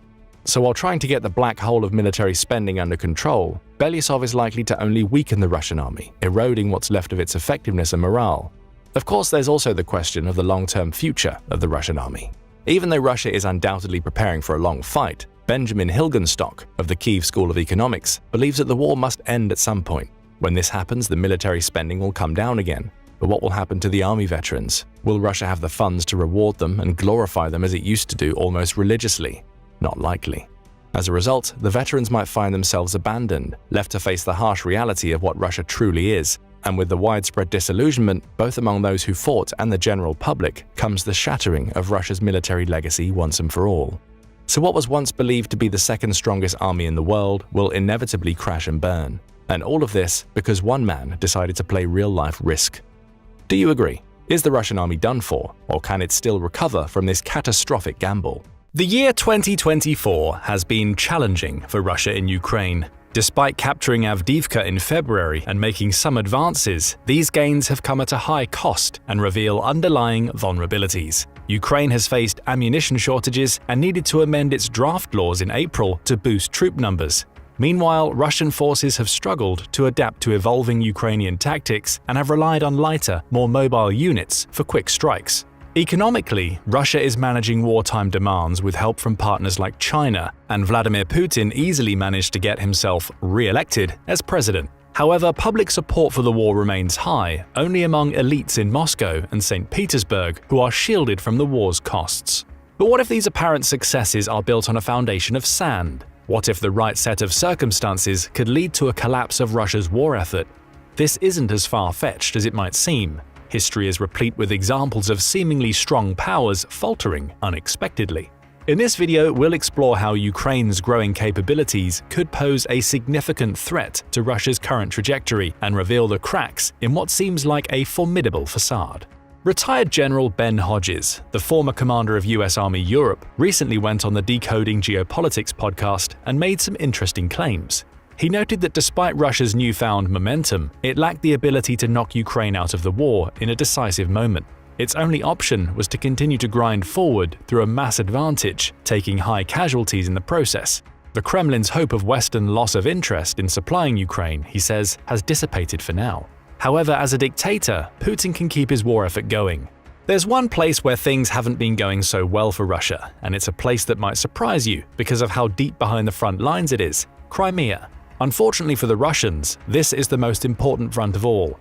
All wars are political expressions. No matter how successful a state's forces might be on the battlefield, political events on the home front will always be the most determinative factor in the tempo of a conflict. Sun Tzu called this factor the moral law. The moral law causes the people to be in complete accord with their ruler, so that they will follow him regardless of their lives, undismayed by any danger. Sun Tzu listed this ability for the public to be in accord with their ruler as the first factor through which he could predict victory or defeat in a conflict. Kinetic factors were secondary. In this regard, we can identify Crimea as being Putin's Achilles heel. It is not only a vital warm water port, airbase, and supply route for the Russian forces fighting in eastern Ukraine, it's as important of a political objective. Putin's annexation of the peninsula in 2014 was widely seen as his greatest foreign policy achievement before the war. The loss of Crimea after the Soviet Union collapsed was an embarrassment in Russia for deep historical reasons. Putin's recapture of it was his claim to being the equal of some of Russia's greatest rulers. He spent a significant amount of resources in the following years to fortify the peninsula with troops, ships, air bases, and anti-access area denial missiles. He also spent billions to connect it to the Russian mainland via the Kerch Bridge. To make matters worse, if Ukraine were to recapture Crimea, it would be able to completely rebuild to its pre-2014 strength while being a member of NATO. Russia's current hold over the peninsula ensures that even if Ukraine regained all the territory it held before the 2022 invasion, it would be restricted in its access to the sea, especially the Sea of Azov. This would be devastating because, as General Hodges pointed out, two of Ukraine's most important pre-war ports, Berdyansk and Mariupol, were on the Sea of Azov. So even if Ukraine recaptured these cities, they would not add much to its economy as long as Russia maintained Crimea. Other ports like Odessa and Kherson would also be easily disrupted if the Russians decided to use their bases and weapons in Crimea to interdict the shipping. In this interview, General Hodges said that he had spoken to major investors who would not want to take the risk of helping Ukraine to rebuild its economy so long as the Russians can use Crimea to threaten their efforts. Meanwhile, without Crimea, Russia would be unable to effectively check Ukraine and NATO in the Black Sea. Crimea is therefore all-important to protect for the Russian economy, war effort, and political stability of Putin's regime. It's equally important for Ukraine to recapture for a total pre-war recovery. The importance of Crimea brings an interesting historical parallel. In the Battle of Gaugamela in 331 BC, Alexander the Great's army fought a Persian force that significantly outnumbered it. However, Alexander maneuvered his forces so that he would achieve numerical superiority in precisely one sector of the battlefield, the most important one, the one where the Persian king Darius was stationed. Alexander's superiority there forced Darius to retreat. The entire Persian effort then collapsed, despite Alexander's flank being hard-pressed at the time. The same would likely go for Russia and for Putin personally if Crimea were to fall. Ironically, even as Russia is succeeding on other fronts, Crimea is now posing significant problems. Surprisingly, Ukraine has had its best results over the last year in attacking this most heavily fortified of all Russian targets. In the last year, Ukraine has crushed Russia's Black Sea fleet with its sea drone attacks. The fleet has been forced to retreat from its traditional base at Sevastopol to the Russian mainland, ceding control of the Black Sea west of the peninsula to Ukraine. Ukrainian operations against Crimea have succeeded on land and even in the air too. Special operators have knocked out some of the air defenses protecting the peninsula. Ukrainian surface-to-air missile attacks have also shot down or damaged some of Russia's airborne early warning command and control aircraft in the early part of this year. These successes weakened Russia's eyes in the sky over Crimea. According to the Oryx blog, as of May 30, 2024, Russia has lost 2 of its Beriev A-50 aircraft, which is a severe problem because it only had 9 modernized versions of these beforehand. Missile attacks have also damaged land bases and infrastructure on the peninsula. Critical Russian maintenance bases and even the headquarters of the Russian Black Sea Fleet have been damaged or destroyed in these attacks. And things are about to get worse for Crimea. Most of the peninsula was once not in the range of Ukraine's HIMARS systems. To attack it, Kyiv had to take further risks by launching Storm Shadow cruise missiles from aircraft at targets in Crimea. That's recently changed with Ukraine's latest batch of ATACMS missiles.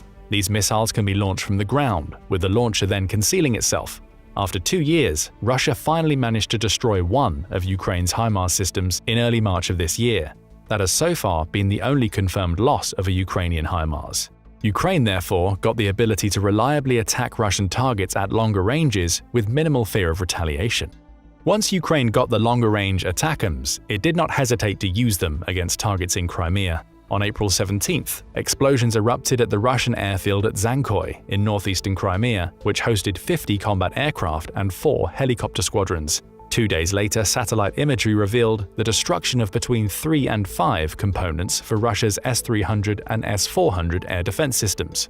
Ukraine further targeted Russian air defenses in missile strikes on Crimea at the end of April. Units at Cape Tarkankut on the western tip of the peninsula came under missile attack.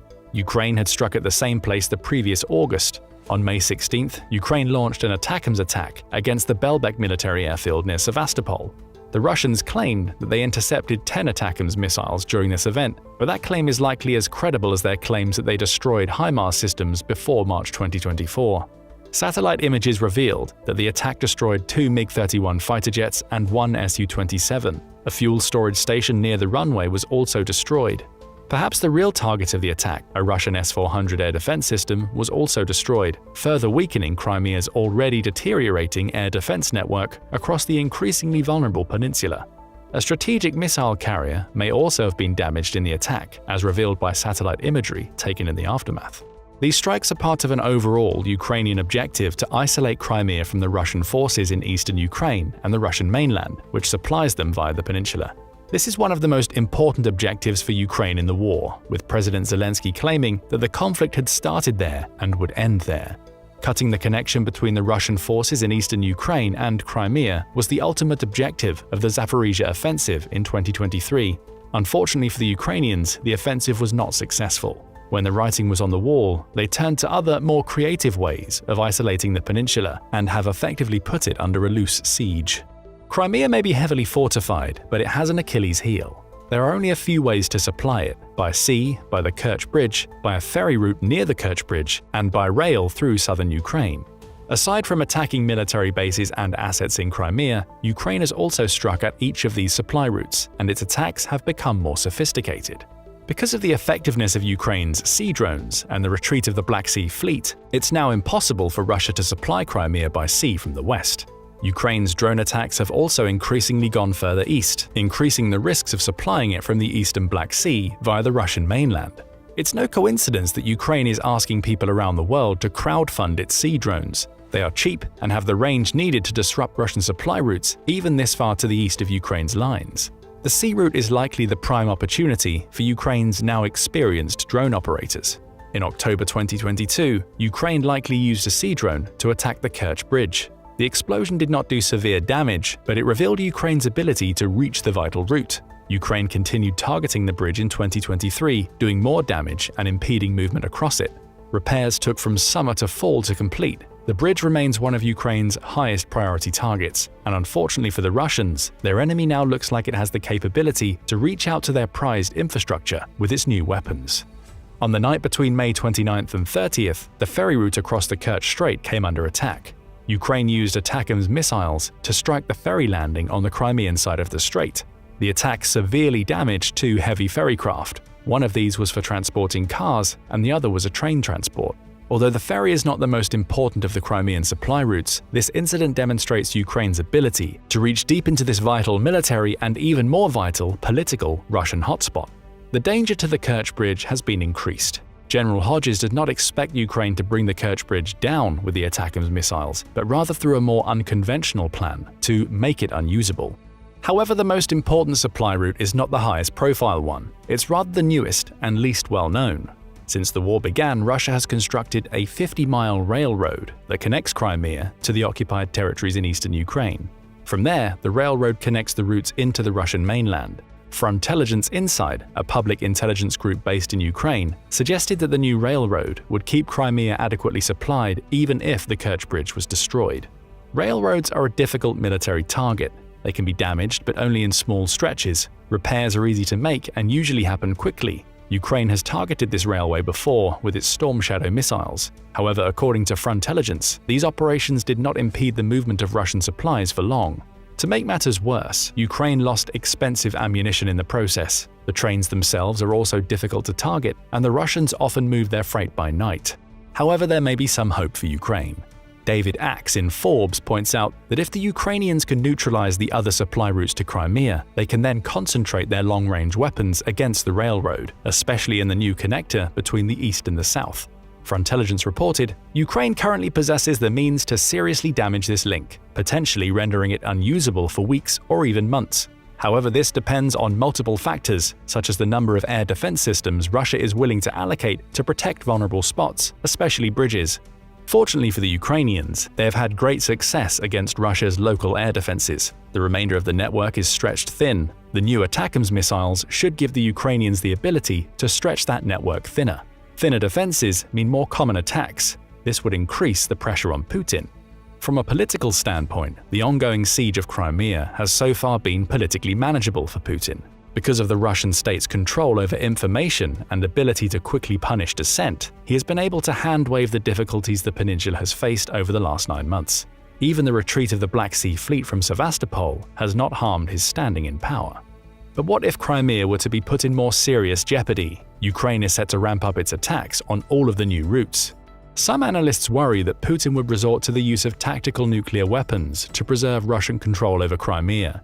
These are low-yield bombs meant to assist movements of friendly troops on the battlefield rather than destroy enemy cities. However, there would be a flaw in this strategy. Aside from risking his connections with vital trade partners like China, which has warned Russia not to use such weapons, India and Turkey, that have been vital in propping up the Russian economy in the face of international sanctions, the tactical nuclear option would not be as effective for the Russian war effort as most news reports indicate. One does not simply blow up nuclear weapons as part of a wartime maneuver. Careful preparations would need to be put in place beforehand, such as providing protective gear for friendly forces in the face of radioactive fallout. However, General Hodges pointed out in the interview that the Russians have allowed this ability to atrophy since the end of the Cold War and would be unprepared to exploit a breakthrough produced by tactical nuclear weapons. Additionally, it's unlikely that Russia would achieve surprise with such weapons. Satellite imagery would pick up the movement of the equipment required to utilize them. Ukraine would be warned long beforehand. Unless Russia would want to needlessly sacrifice its soldiers and alienate even China, the tactical nuclear option is not an attractive one. Though it is true that Russia's military tradition is to sacrifice its troops through waves of attacks that lead to eventual attrition of its enemy, we have seen more than our fair share of that in the current conflict. However, the losses involved in the use of these weapons would outweigh any gains, so a tactical nuclear weapon would be unlikely to save Crimea if things go too far south. What if the worst case for Putin comes to pass and Crimea is lost through siege or storm? Putin would then find his hold on power tenuous. This is an important thing to consider because some Western countries are reluctant to provide Ukraine with enough weapons to make this happen, preferring instead a loose blockade rather than a tight one. General Hodges outlined the two most common arguments against hoping for a change in the Russian government. The first is the idea that someone new would come along that would be even worse than Putin. However, given that Putin has already started the largest war in Europe since World War II and routinely resorts to nuclear threats, it's indeed difficult to see how this successor could be worse. As for the fate of Russia's nuclear weapons, he said that they were kept safe even when the Soviet Union collapsed. Here it's worth noting that because of that event, some of those nuclear weapons were suddenly on foreign soil. Ukraine became the world's third largest nuclear power after 1991. Then it was convinced to return its legacy nuclear weapons to Russia. It likely regrets that decision now. But the point is, the weapons did not fall into the hands of rogue actors. Hodges denied that he was advocating for regime change in Russia, given the United States' poor record in the area. However, he said it would be foolish to not plan for such an eventuality, and also that the West should not let the possibility deter it from supplying Ukraine with the weapons it needs to defeat Russia in the war. For Ukraine to have a serious chance of bringing something resembling these possibilities about, it must tighten the screws around Crimea even more than it has, conducting serious campaigns against all of the Russian supply lines there simultaneously. This will be a tall order, but Ukraine has already demonstrated its success in this area. With the longer-range ATACMS now in place and F-16s set to arrive in Ukraine in the second half of this year, it's now at least getting the tools to pull a tightened siege off. After its annexation in 2014, Russia turned Crimea into one of the most heavily fortified places in the world. Perhaps only the Korean demilitarized zone had more formidable defenses. Few would have imagined that one of Ukraine's most successful campaigns in the war would be against this place, but that's exactly what's happened. A less well-armed Ukraine has steadily eroded Russia's ability to use Crimea as a base of power projection. A Ukraine with longer-range missiles and modernized fighter jets may be able to make supplying it much more difficult, increasing the risks to Putin personally. The war in Ukraine is a long, attritional contest. Hopes in 2023 that a new Ukrainian offensive would end it proved to be misguided. However, if there is a location which could end the war in a decisive moment, it is Crimea. If Putin gets embarrassed here too badly, it will likely be game over. How vulnerable do the new ATACMS missiles and F-16s make Crimea? Will Ukraine be able to continue its success on this most important target of the war with its latest weapons?